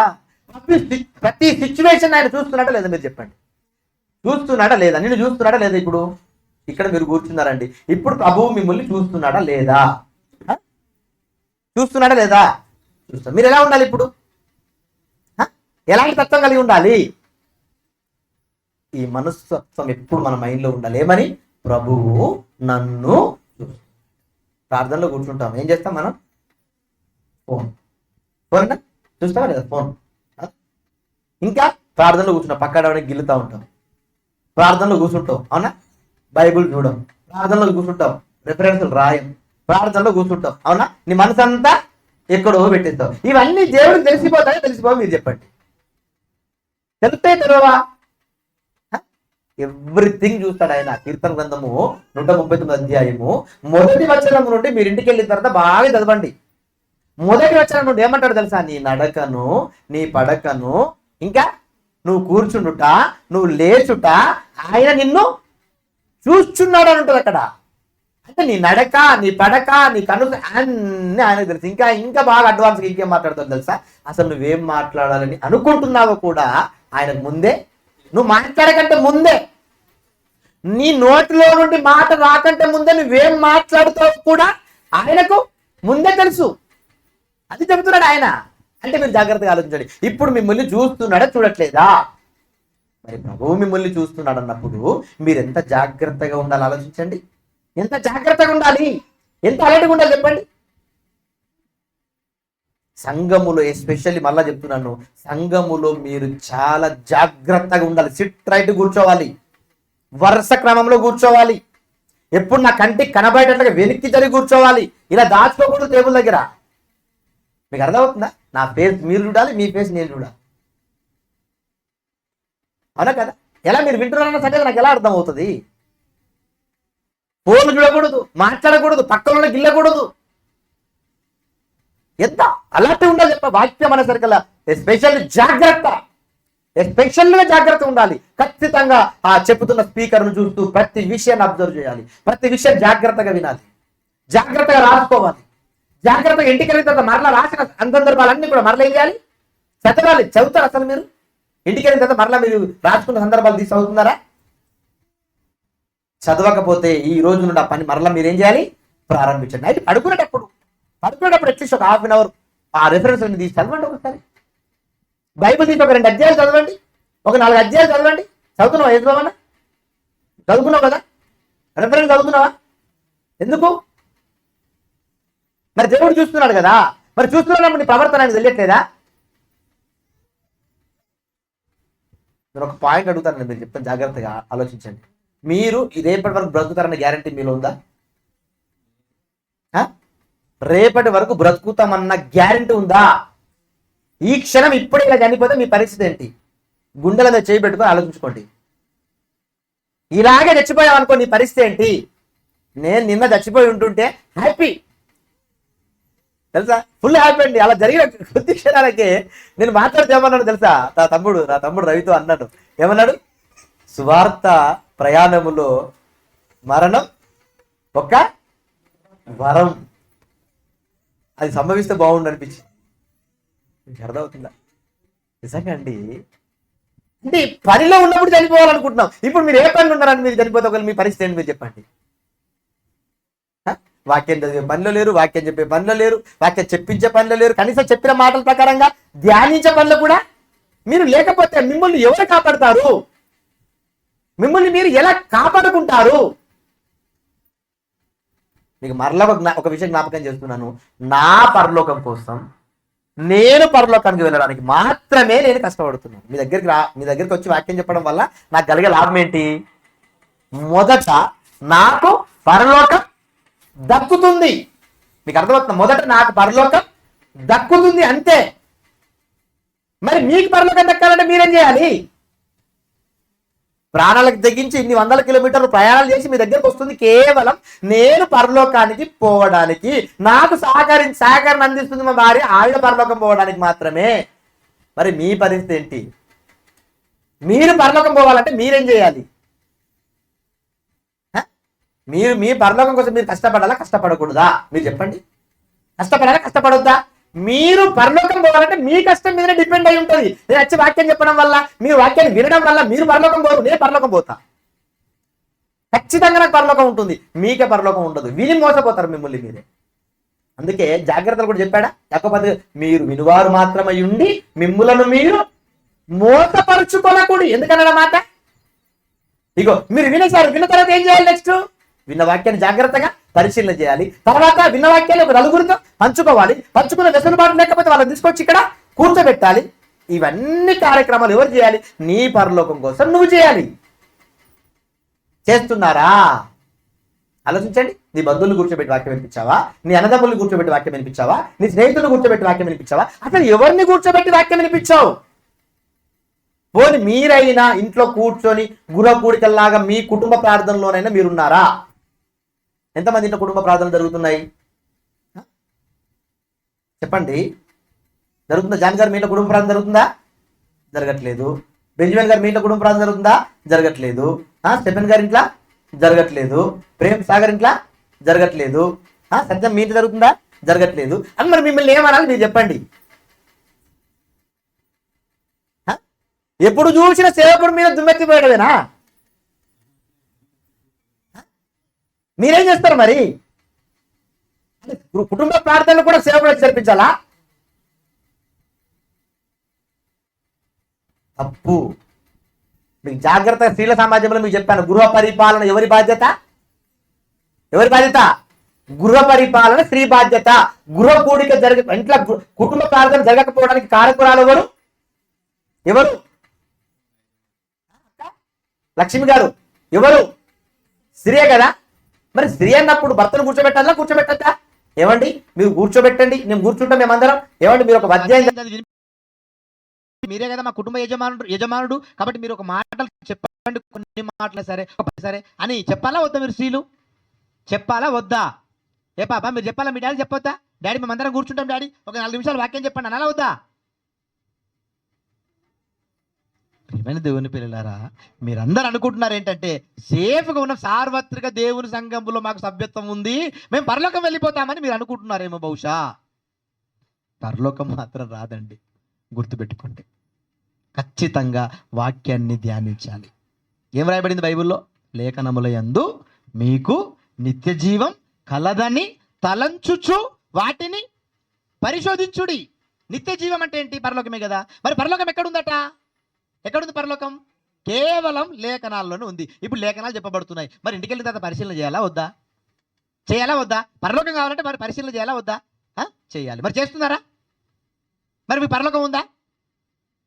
దేవుడు చూస్తున్నాడు అన్న ఆలోచన మీకు ఉన్నప్పుడు ఇవన్నీ కూడా యాక్టివిటీస్ కదా, ఇవన్నీ కూడా చేయాలి కదా. చివరికి ఒక ప్రశ్న అడుగుతాను మీకు. ఎంతమంది బైబిల్ చదువుతున్నారు మీరు? ఎంతమంది బైబిల్ చదువుతున్నారు? చదువుతున్నారా? Very good. క్లాస్ చూడండి ఒకసారి కోసం. మరి మీరేం చదవట్లేరు? బైబిల్ ఎందుకు చదవట్లేరు? మీకు ఎంత పనులు ఉండనండి, మీరు పడుకునే ఒక 10 నిమిషాలు నిద్ర కట్ చేసేసారనుకోండి, మీరు బైబిల్ని చదవగలరా చదవలేరా? చదవగలరా చదవలేరా? పడుకునేటప్పుడు అండి, బెడ్ మీదకి వెళ్ళిన తర్వాతనండి, పోనీ అట్లీస్ట్ బెడ్ మీదకి వెళ్ళిన తర్వాతనైనా బైబిల్ అక్కడే ఉంటుంది కదా, అక్కడెక్కడో గూళ్ళో పెడతారు కదా, అలా తీసి ఇలా ఓపెన్ చేసి ఒక అధ్యాయం చదవలేరా మీరు? మటన్ కర్రీ చేశారంటే ఈ పూట తిరగన్నది అనుకోండి మీ మమ్మీ, మీరు ఊరుకుంటారా? ఎలా ఉంటుంది చెప్పండి? ఫైట్ ఎలా ఉంటుంది? మటన్ కర్రీ చేశారండి, ఈ పూట నువ్వు తినద్దు, నీకు అన్నం లేదన్నావు అనుకోండి, ఎలా ఉంటుంది చెప్పండి? ఇప్పుడు పరిస్థితి ఎలా ఉంటుందండి? తిరుగుబాటు ఉంటుందా? అమ్మ మీద డాడీ మీద అందరి మీద అరుపులేనా పిల్లలది? అయితే అలా ఉంటారా? పోనీ మీరు మటన్ మంచి ఫ్రై చేసుకున్న తర్వాత ఒక పూట నేను ఈ పూట తిననండి, రేపటి నుంచి తింటానంటే రేపు మటన్ ఉంటుందా? కాబట్టి ప్రియమైన దేవుని పిల్లలు ఖచ్చితంగా బైబుల్ని చదవాలి. కమలాపూర్ క్రైస్ట్ చర్చ్ గ్రూప్లో ఎంతమంది ఉన్నారు? కమలాపూర్ క్రైస్ట్ చర్చ్ గ్రూప్ ఉందా? ఉందా లేదా? ఉందా లేదా? అసలు గ్రూప్ ఉందని సంగతి తెలుసా? ఉందా? గ్రూప్ ఉందా? ఉంది. ఆ గ్రూప్లో ఎంత అందరు ఉన్నారు కదా ఆల్మోస్ట్. ఖచ్చితంగా నాకు ఈ రోజు నుంచి అప్డేట్ ఉండాలి. ఖచ్చితంగా ఆ గ్రూప్లో మా ఇంట్లో కుటుంబ ప్రార్థన జరిగింది. ఖచ్చితంగా ఎవరైతే మెసేజ్ పెట్టారో వాళ్ళకి డైరెక్ట్ నా ఫోన్ వస్తుంది. కుటుంబ ప్రార్థన జరగకపోతే డైరెక్ట్గా ఫోన్ వస్తుంది, తిట్లు కూడా వస్తాయి. మీరు నన్ను అసహించుకున్నా పర్వాలేదు, ఎందుకంటే పరలోకానికి మిమ్మల్ని తీసుకెళ్ళాలి, నేను వెళ్ళాలి. నేను పరలోకానికి వెళ్ళాలంటే నేను వెళ్తాను, కానీ మిమ్మల్ని తీసుకెళ్ళాలంటే నేను చెప్పినట్లుగా మీరు వింటేనే పరలోకానికి మీరు రాగలరు. మీకు అర్థమవుతుందా? కాబట్టి ప్రియమైన దేవుని పిల్లరా, ప్రభువు మనల్ని చూస్తున్నాడు అన్నప్పుడు ప్రభువు విషయంలో అన్ని విషయాల్లో చాలా చక్కటి జాగ్రత్తలు మనం పాటించాలి. మీకు అర్థమవుతుందా? చాలా జాగ్రత్తలు తీసుకోవాలి ఖచ్చితంగా. మీకు అర్థమవుతుందా? ఎందుకంటే ఏ జాగ్రత్త మీరు తీసుకోకపోయినా జారిపోతారు. చివరి వరకు అన్నాడు. ఎప్పటి వరకు? అంతము వరకు సహించువారు రక్షించబడుదురు అన్నాడా? బాప్తిస్మం తీసుకున్న వారు రక్షింపబడుదురు అన్నాడా? బాప్తిస్మం అనేది నీ ఎంట్రన్స్, రక్షణ ఓడలోనికి నీ ఒక ఎంట్రీ, అంతే. ఎంట్రీ వచ్చిన తర్వాత నువ్వేం చేయాలి? అంతము వరకు నువ్వేం చేయాలి? సహించాలి. ప్రతిరోజు బైబిల్ చదువుకోవాలి, ప్రతిరోజు ప్రార్థనలో ఉండాలి, ప్రతిరోజు ఎదుటి వ్యక్తులతో వాక్యం చెప్పే ప్రయత్నం చేయాలి, ఎదుటి వ్యక్తులతో తండ్రి గురించి మాట్లాడే ప్రయత్నం చేయాలి. అవునా? నీ పనులు నువ్వు చేసుకోవాలి. ఇంకా ఎట్ ద సేమ్ టైం కుటుంబ ప్రార్థన అని భర్తను కూర్చోబెట్టుకొని, నీ భార్యను కూర్చోబెట్టుకొని, పిల్లల్ని కూర్చోబెట్టుకొని జాగ్రత్తగా ఇవ్వండి. ఇక మేము మా పిల్లలందరూ కూర్చున్నామండి, మీరే కదా నా యజమానుడు, ఒక మంచి ప్రసంగం చెప్పండి అని అంటే ఏ భార్య అయినా అడిగితే భర్త చెప్పకుండా ఉంటాడా? చెప్పండి, ఉండడండి. అందుకే స్త్రీల సమావేశం ఉన్నప్పుడు ఈసారి అందరు హాజరవ్వండి ఖచ్చితంగా. మీకు మంచి మంచి పాయింట్స్ నేర్పుతాను నేను. మీకు అర్థమవుతుందా? ఖచ్చితంగా గృహ పరిపాలన స్త్రీ బాధ్యత అన్నప్పుడు ఖచ్చితంగా కుటుంబ ప్రార్థన కూడా మీ బాధ్యతలో భాగమే. మీకు అర్థమవుతుంది? జాగ్రత్తగా ఆలోచించండి. ఎందుకంటే ఇలా తగ్గించుకొని ఉండాలి. ఖచ్చితంగా తగ్గింపుతో దేవుడు చూస్తున్నాడన్న ఆలోచనతో దేవుళ్ళు మనం దినదినం ఏమవ్వాలి? ఎదగాలి. మీకు అర్థం? ఎదగడం అంటే మనం ఎలా ఉన్నా పర్వాలేదు, అందరిని తీసుకొచ్చి గుంపులుగా ఇక్కడ నింపేయడం కాదు. ఎదగడం అంటే ఏంటి? ఫస్ట్ నువ్వు స్ట్రాంగ్గా, ఫస్ట్ నువ్వు బాగా బలపడు, బాగా డెవలప్గా ప్రార్థన చేయడం బాగా రావాలి. బైబిల్ అనర్గళంగా చదవాలి, అనర్గళంగా మాట్లాడాలి, ఏ ప్రశ్న అడిగినా అనర్గళంగా చెప్పేటట్టు ఉండాలి. విన్న ప్రతి రెఫరెన్స్, ప్రతి ఆ ప్రసంగానికి అనుకూలంగా నీ జీవితం లోబడేటట్టుగా తయారు కావాలి. అవునా? ఇలా తయారైపోయిన తర్వాత నిన్ను నువ్వు స్ట్రాంగ్ చేసుకున్నట్లు. నువ్వు స్ట్రాంగ్ లేకపోయినా పర్వాలేదు, నువ్వెవరు కాపాడుతావు చెప్పండి? రక్షణ కవచాలు నీకే లేవు, చనిపోతే నువ్వే పరలోకంకి వెళ్తావు లేదో గ్యారంటీ లేదు. ఇప్పుడు ఇంకొక వ్యక్తి పరలోకాన్ని ఇవ్వగలవా నువ్వు? అందుకే ప్రియమైన దేవుని పిల్లరా, మొదట మీరు జాగ్రత్తగా దీన మనస్తత్వం కలిగిన వారై ఉండి మిమ్మల్ని మీరు తగ్గించుకొని కుటుంబ పరిపాలన బాగా చేసుకుంటూ వాక్యాన్ని నిరంతరము ధ్యానిస్తూ చెప్పబడిన ప్రతి ప్రసంగాన్ని ఇంటికి వెళ్ళిన తర్వాత ఏం చేయాలి? ధ్యానించండి, దాన్ని మరలా చదవండి. రోజుకు ఒక 2 నుంచి 3 అధ్యాయాలు 4 అధ్యాయాలు ఖచ్చితంగా చదవండి. మీకు అర్థమవుతుందా? నేను చెప్పేసి వెళ్ళిపోతానని మీరు అనుకోకండి. ఈసారి ఖచ్చితంగా నేను మిమ్మల్ని ఫాలోఅప్ చేస్తాను, అందరికి ఫోన్లు చేసేస్తాను. ఎంతమంది చదువుతున్నారు బైబిల్? చూద్దాం. మరొక మంచి మాట, యాకోబు పత్రిక 4వ అధ్యాయం 10వ వచనం, ఇందాక చదువుకున్న మంచి మాట. ఏమన్నాడు? ప్రభువు దృష్టికి మిమ్మును మీరు తగ్గించుకొనుడి, అప్పుడు ఆయన మిమ్ముల్ని హెచ్చిస్తాడు. ఇప్పుడు నేను చెప్పిన ఈ పాయింట్స్ అన్ని మీరు చేశారనుకోండి, బాగా వాక్యం చదివారు, బాగా వాక్యం నేర్చుకున్నారు. ఇప్పుడు మీరు ఎవరైనా వాక్యం చెప్పమంటే ఎలా చెప్తారు మీరు చెప్పండి? హృదయం నిండిన దాన్ని బట్టి, అంతే కదా? నీ హృదయంలో వాక్యం బాగా నింపుకున్నావు, ఇప్పుడు మాట్లాడండి యేసుబాబు అన్నావు అనుకోండి, ఇప్పుడు ఆయన ఏం మాట్లాడతాడు? హృదయంలో ఉన్న మాటలన్నీ ఆటోమేటిక్గా ఏమైపోతాయి? బయటకు వచ్చేస్తుంటాయి. వద్దన్నా ఆగవవి. సబ్జెక్టు హృదయంలో నిండి లేదు కాబట్టి నువ్వు మాట్లాడడానికి వీలు లేదు, అంతే కదా? సబ్జెక్ట్ ఉన్నవాడు మంచి పదార్థం మీ దగ్గర ఉందనుకోండి, ఏ మార్కెట్లోనైనా అమ్మొచ్చు అమ్మరాదా? మీరు మంచి నెయ్యి ఉందనుకోండి, మీ దగ్గర మంచి నెయ్యి ఉందనుకోండి, ఇప్పుడు నెయ్యి మీరు మార్కెట్లోకి తీసుకెళ్తే కొనరా? పక్క మన కల్తీ నెయ్యి ఉందనుకోండి, అది కొంటారా మీది కొంటారా? మీ నెయ్యే కొంటారు, స్వచ్ఛమైన నెయ్యి కొంటారు. ఎందుకు? మంచి పదార్థం. ఇప్పుడు సబ్జెక్టు బాగా మీరు నేర్చుకున్నారనుకోండి, మీకు అవకాశం ఇవ్వబడింది అనుకోండి, అవకాశం ఇవ్వబడినప్పుడు ఒక 4 పాయింట్స్, మంచి పాయింట్స్ మీరు చెప్పారనుకోండి, ఇప్పుడు ప్రజలు మీ మాటలు వినడానికి ఇష్టపడరా? మరి ఎందుకు అలాంటి ఆలోచన మీకు రావట్లేదు? ఎందుకు నేను బాగా చదవాలి, బాగా నేర్చుకోవాలి, నా మైండ్ నిండా బాగా ప్రసంగాలు నింపుకోవాలన్న మైండ్ సెట్ ఎందుకు రావట్లేదు? రావాలి. ఖచ్చితంగా ఈ రోజు నుంచి మీరు ఏం చేయండి? ప్రయత్నం చేయండి. మరొక మంచి మాట, రోమిలకు రాసిన పత్రిక 12వ అధ్యాయము, రోమిలకు రాసిన పత్రిక 12వ అధ్యాయము 14వ వచనం. 14వ వచనం ఏం రాయబడింది అక్కడ? స్త్రీలు చదవండి. రోమిలకు రాసిన పత్రిక 12వ అధ్యాయము 14వ వచనం స్త్రీలు చదివి వినిపించాలి. మిమ్మును హింసించు వారిని దీవించుడి. ఏం చేయాలట? మిమ్మును హింసించు వారిని దీవించాలి. దీవిస్తున్నారా? మీరు ఆ క్యారెక్టర్ కలిగి ఉన్నారా? మిమ్మల్ని హింసించు వారిని మీరు దీవిస్తున్నారా? ఎలాంటి మాటలు వస్తాయి చెప్పండి? ఎలాంటి మాటలు వస్తాయి మన మీదకి? మనకు ఎలాంటి మాటలు వస్తాయి? వాడు నాశనం అయిపోను, ఇలాగే ఉంటాయా? ఇలాగే ఉంటాయా? ఇంకేమంటారు? వాడి ములదారం అవునా? ఇలాగే మాట్లాడతారా? ఇంకా వాడి మీద దుమ్మెత్తి పొయ్యా, అవునా? ఇలాంటివేనా మాటలు? నో. ఎన్నైనానండి, మీరేం చేయాలి? అవన్నీ దీవించాలి. చల్లగా బ్రతుకుని ఆయన వెళ్ళిపోవాలండి. మీకు అర్థమవుతుందా? చల్లగా బ్రతుకు వెళ్ళిపో, అలాంటి మనస్తత్వం ఉండాలండి. నా కారు కొట్టేసిన ఆయన గట్టి గట్టిగా అరిచేస్తున్నాడు. ఒక్క మాట అనలేనండి నేను, పొల్లెత్తి ఒక్క మాట బూత్ అనలే, ఒక్క మాట కూడా అనలేదు నేను. నా నోరు నేనేం చేశాను? కాపాడుకున్నాను. మీకు అర్థమవుతుందా? జాగ్రత్తగా కాపాడుకున్నాను నేను. అనాలంటే మస్తు అనవచ్చు. సుమారు 50,000 రూపాయలు నష్టం దానికి. నా కారు యాక్సిడెంట్కి 50,000 రూపాయలు అవుతుంది ఖర్చు సుమారుగా. కానీ భరించుకోవడానికి నేను ఏం చేశాను? నేను కాపాడుకున్నాను, నాలుకను కాపాడుకున్నాను. మీకు అర్థం? నష్టాన్నైనా భరించు, అవమాన్నైనా భరించు, కానీ నువ్వెవరిని కూడా శపించవద్దు. అలాగన్నాడా? మీరు మిమ్మలను దూషిస్తున్న వారిని ఏం చేయాలంట? చదవండి మాట మళ్ళా. మిమ్మల్ని హింసిస్తున్న వారిని దీవించుడి కానీ శపింపవద్దు. తిరిగి మీరు వారిని శపించవద్దు. మీకు అర్థం? ఇలాంటి క్యారెక్టర్ కలిగి ఉంటే దేవుడు మిమ్మల్ని గొప్ప చేస్తాడా చేయడా? దేవుడు గొప్ప చేయడం అంటే మరలా దేవుడు పైనుంచి వచ్చేసి నిన్ను అలా స్టేజ్ మీద నిల్చోబెట్టడండి. సేవకులకు ప్రేరేపణ కలిగిస్తుంటాడు. గుర్తుపెట్టుకోండి. సేవకుడికి ఏమిస్తాడు దేవుడు?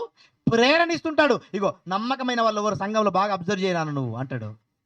ఇప్పుడు నేను అబ్జర్వ్ చేసుకుంటానే కానీ నా కంటికి కనబడుతుంటారు. దీన మనస్తత్వం కలిగిన వారు ఎవరు, లోబడేవారు ఎవరు, మంచి మనస్తత్వంతో ఉన్న వాళ్ళు ఎవరు, వీళ్ళందరూ కనబడతారు సేవకుడికి కనబడతారు. దేవుడు ఒక రోజు చెప్తా ఉంటాడు, ఇగో ఈరోజు ఈ వ్యక్తిని నిలబెట్టిన ఆయన నువ్వు అంతే. నా నోట ఒక మాట వచ్చేసి ఈయన నిలబడాలి చెప్పాలి అన్నామంటే దాని అర్థం ఏంటో తెలుసా?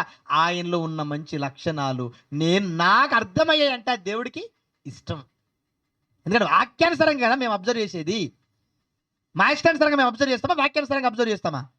వాక్యానుసారంగా అబ్జర్వ్ చేస్తాం. కాబట్టి మా దృష్టిలో విలువైన వారుగా మీరు కనబడ్డారా?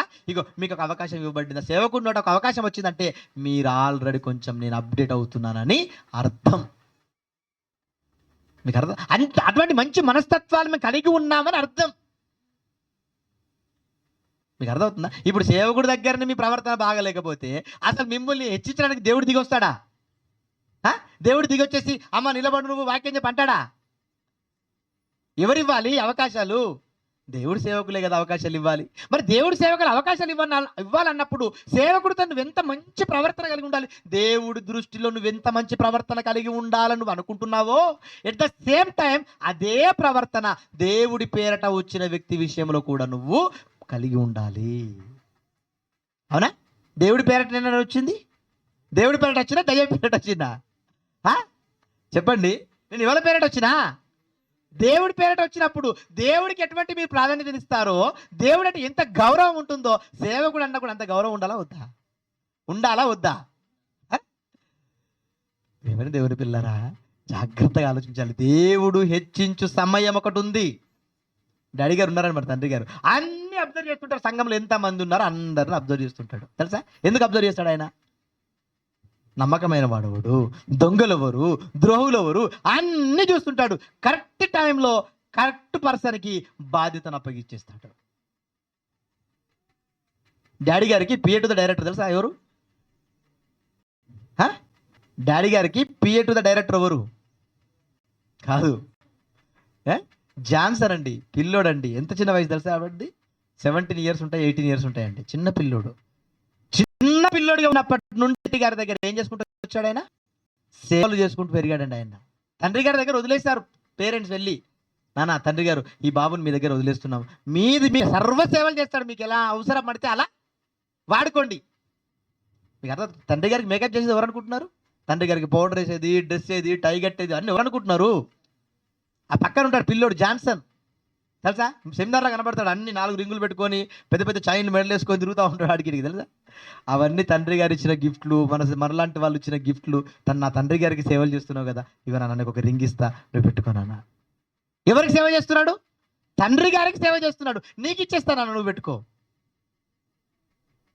మీకు అర్థమవుతుందా? ఆయనేం కొనుక్కోలేదు. తండ్రి గారికి సేవలు చేస్తున్నాడు ఒకే కాన్సెప్ట్తో అందరు ఇచ్చారండి ఆయనకి. పిల్లోడికి అన్నీ వేసుకుంటాడు మెడలో, 8 ఇళ్ళకి 8 రింగులు పెట్టుకొని సెమినార్లో కనబడుతుంటాడు తెలుసా. తండ్రి గారికి ఈగాలనివ్వడు ఆయన.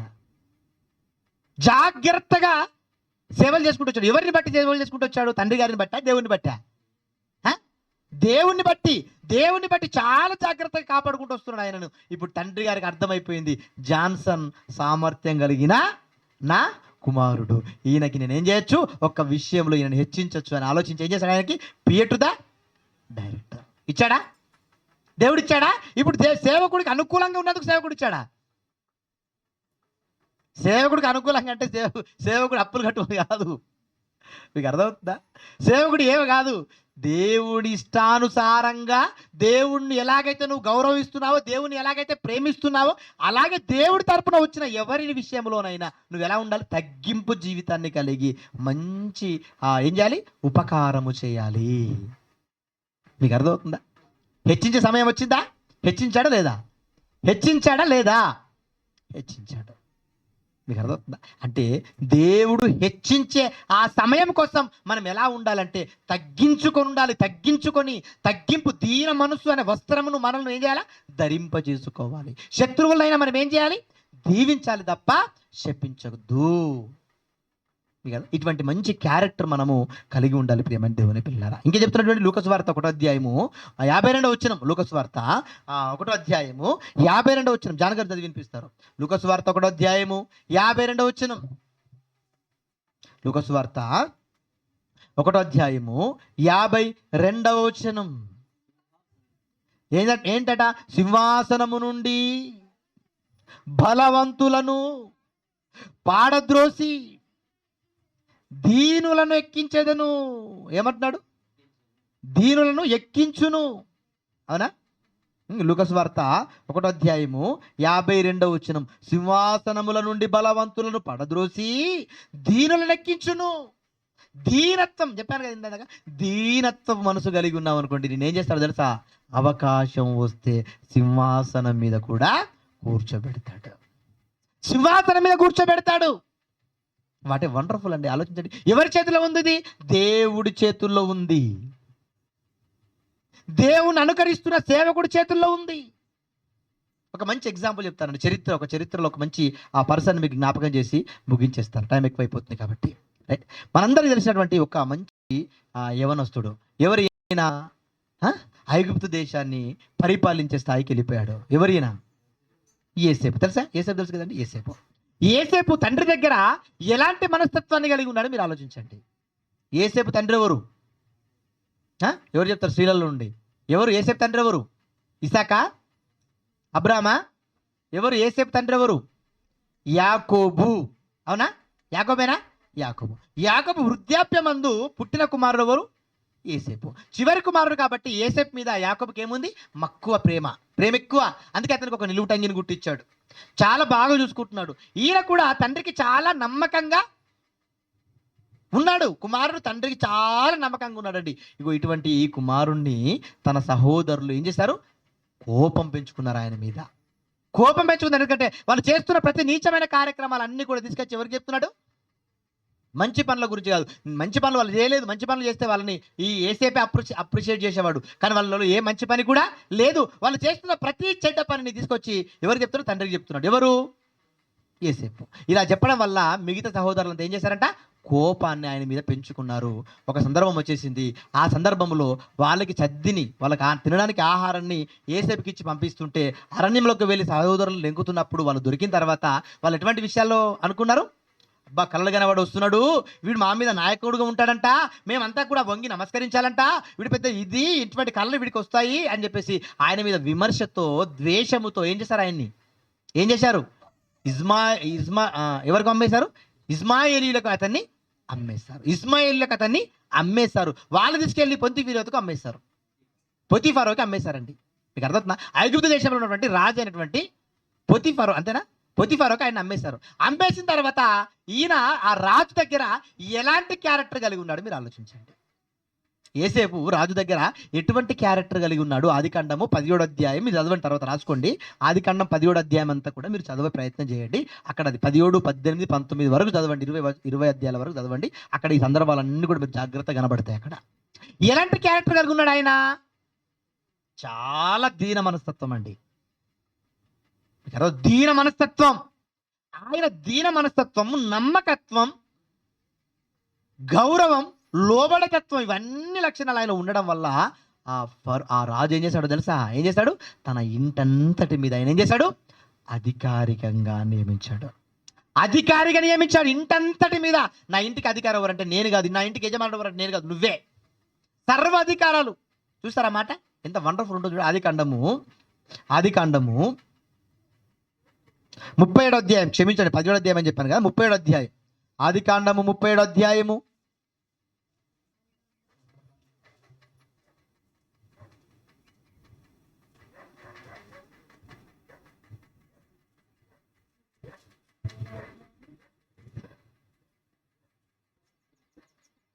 ఆదికాండము 39వ అధ్యాయం చూడండి. 37 నుంచి చదువుకుంటారండి. 37, 38, 39, 40 అధ్యాయాలు చదవండి.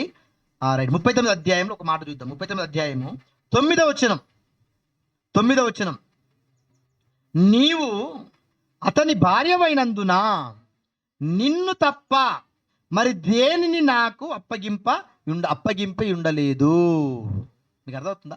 ఆ ఇంటి యజమానుడు భార్యను తప్ప ఇల్లంతటిని కూడా ఎవరికి అప్పగించాడు? ఏసేపుకి అప్పగించాడు.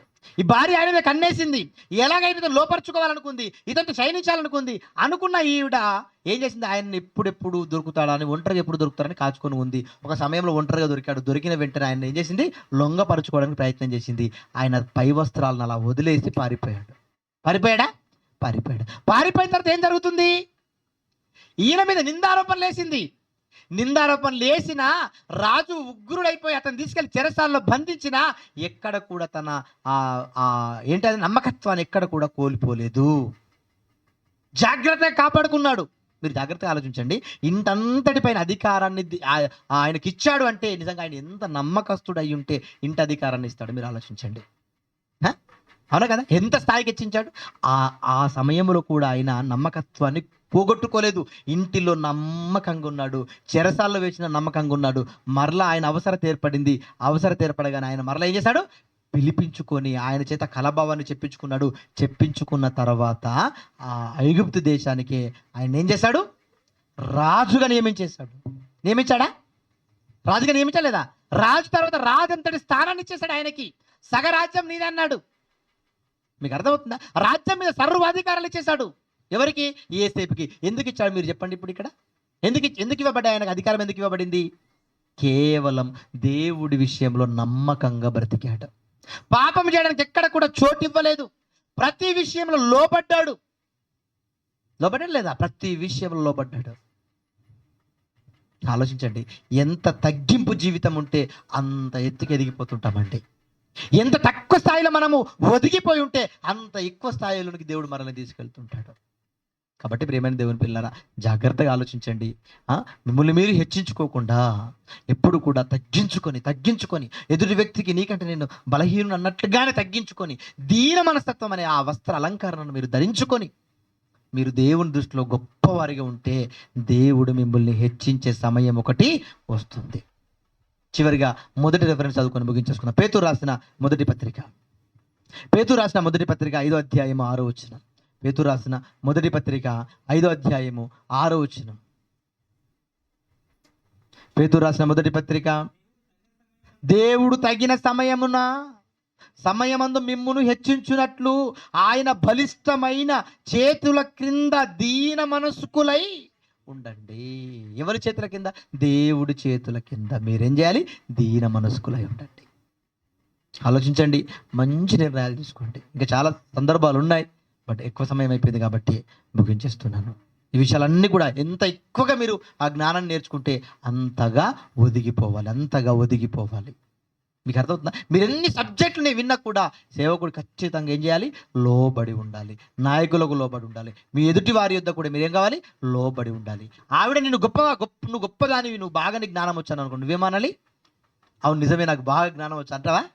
నువ్వేమనాలి? ఏమనాలి? పర్లేదక్క నీకంటేనా, మీరు కూడా గొప్పోళ్ళే, మీరు కూడా జ్ఞానవంతులే, ఏదో అలా మేమందరం కలిసి వెళ్ళిపోతున్నాం. ఇలా ఉండాలి, ఒక్కరినొక్కరు హెచ్చించుకుంటూ. మన మనసత్తాలు ఎలా ఉంటాయి తెలుసా? అక్క నువ్వు సూపర్ అక్క అన్నావు అనుకోండి, అవి నేనే సూపరే, అలాగే ఉంటారా? అలాగే ఉంటారు. అలా కాదండి, నేనేంటి అక్క, నాది ఎంత అక్క, నేను ఎంత అక్క, నా జీవితం ఎంతక్క, నా బతికెంత అక్క, మీరు గొప్పోళ్ళక్క. ఇలా ఒక్కరినొక్కరు ఏం చేయాలి? హెచ్చించుకోవాలి. బ్రదర్ మీరు గొప్పవాళ్ళండి, నిజంగా చాలా గ్రేట్ అండి అన్నారు అనుకోండి, అవును నేనే గ్రేట్ అంటారా? నేనెంత బ్రదర్ మీ ముందు, మీరు కూడా గొప్పవాళ్ళే, మీరు గొప్ప, నాకంటే బెటర్ అనాలి. మనల్ని మనం తగ్గించుకుంటూ మన ఎదుటి వాళ్ళని ఏం చేయాలి? హెచ్చు చేయాలి. ఎప్పుడు కూడా అలా హెచ్చిస్తుంటే కొంచెం రోజు నేను ఏం చేస్తాడు? దేవుడు గొప్పగా హెచ్చిస్తాడు. మీకు అర్థమవుతుందా? నిజంగా చెప్తున్నాను. ఇది ఇక్కడే కాదు, సంఘంలోనే కాదు, బయట కూడా ఈ ఫార్ములాని మీరు ఇంప్లిమెంట్ చేయండి. చాలా గొప్పవారుగా మీరు ఎదిగిపోతుంటారు. బయట కూడా చాలా మంది అజ్ఞానులుగా ఉంటారు. బట్ మీరు ఆయన ఒక్క మాట అనండి, మీరు గొప్పలండి అన్నారు అనుకోండి, నిజంగా ఆయన ఆలోచిస్తాడు, నేను గొప్పనేంటి. ఒక మంచి ఫ్రెండ్ గురించి, నా మిత్రుడి గురించి చెప్తారండి. ఆ ఊళ్ళో ఆయన అందరూ ఏమంటారు తెలుసా? ఊరు మొత్తం ఆ పర్సన్ ఏమంటారు తెలుసా? వీడంత లంగా అసలు ఊర్లో లేడంటారు. కానీ వాడిని నేనేమన్నాను తెలుసా? నీ అంత మంచోడు ఈ ఊర్లోనే లేడు అన్నాను. ఆ రోజు నుంచి ఆడు ప్రారంభించాడు ఆలోచించటం. నా షార్ట్ వీడియోస్ అన్నీ చూస్తాడండి. ఎవ్రీడే వీడియో పంపిస్తాను, ఒకటి చూస్తాడు, బాగుంది బ్రదర్ అంటాడు. హైందవుడే, కానీ చాలా విషయాల్లో ఆయన మార్పు చెందాడు. ఆ పరిసర ప్రాంతాల్లో ఉన్న వాళ్ళు చెప్తుంటారు, నీ ఫ్రెండ్షిప్, నీతో స్నేహం చేసినప్పటి నుండి ఈయనలో చాలా మార్పు వచ్చిందండి. ఇలా మార్పు రావాలి. ఎంత చెడ్డనైనా సరే నువ్వు మంచోడిగా అన్నావు అనుకో, నిజంగా వాడు ఆలోచించాడా? ఖచ్చితంగా ఆలోచిస్తాడు. కాబట్టి ఇలా మిమ్మల్ని మీరు తగ్గించుకుంటూ ఎదుటి వారిని గొప్ప చేస్తూ ఏం చేయాలి? దీన మనస్కులై మీరు సంఘములోనైనా సమాజంలోనైనా గొప్పవారుగా ఎదగటానికి, హెచ్చింపబడడానికి దేవుడి చేతుల్లో మీరు ప్రయత్నించండి. రైట్, ప్రార్థన చేసుకుందాం. దయా కనికరం కలిగిన మా పరలోకపు తండ్రి, మీ పరిశుద్ధమైన అత్యున్నతమైన నామమునకు వందనాలు. దేవుడు హెచ్చించు సమయం ఏది అన్న ఆలోచనాత్మకమైన అంశాన్ని బైబిల్లో నుండి చాలా చక్కగా మీ పిల్లలకు వివరించారు తండ్రి. విన్న మీ పిల్లలు వినువారుగా కాక విన్న ప్రతి మాటను జాగ్రత్తగా ఆలోచించి అర్థం చేసుకొని ఆ మాటల ప్రకారంగా తమ బ్రతుకు నిలుపుటకు కృప చూపుమని ప్రార్థిస్తూ ఈ ప్రార్థన మా ప్రభువు మా రక్షకుడైన యేసుక్రీస్తు పేరట బ్రతిమిలాడి వేడుకొనుచు ఉన్నాను మా పరలోకపు తండ్రి.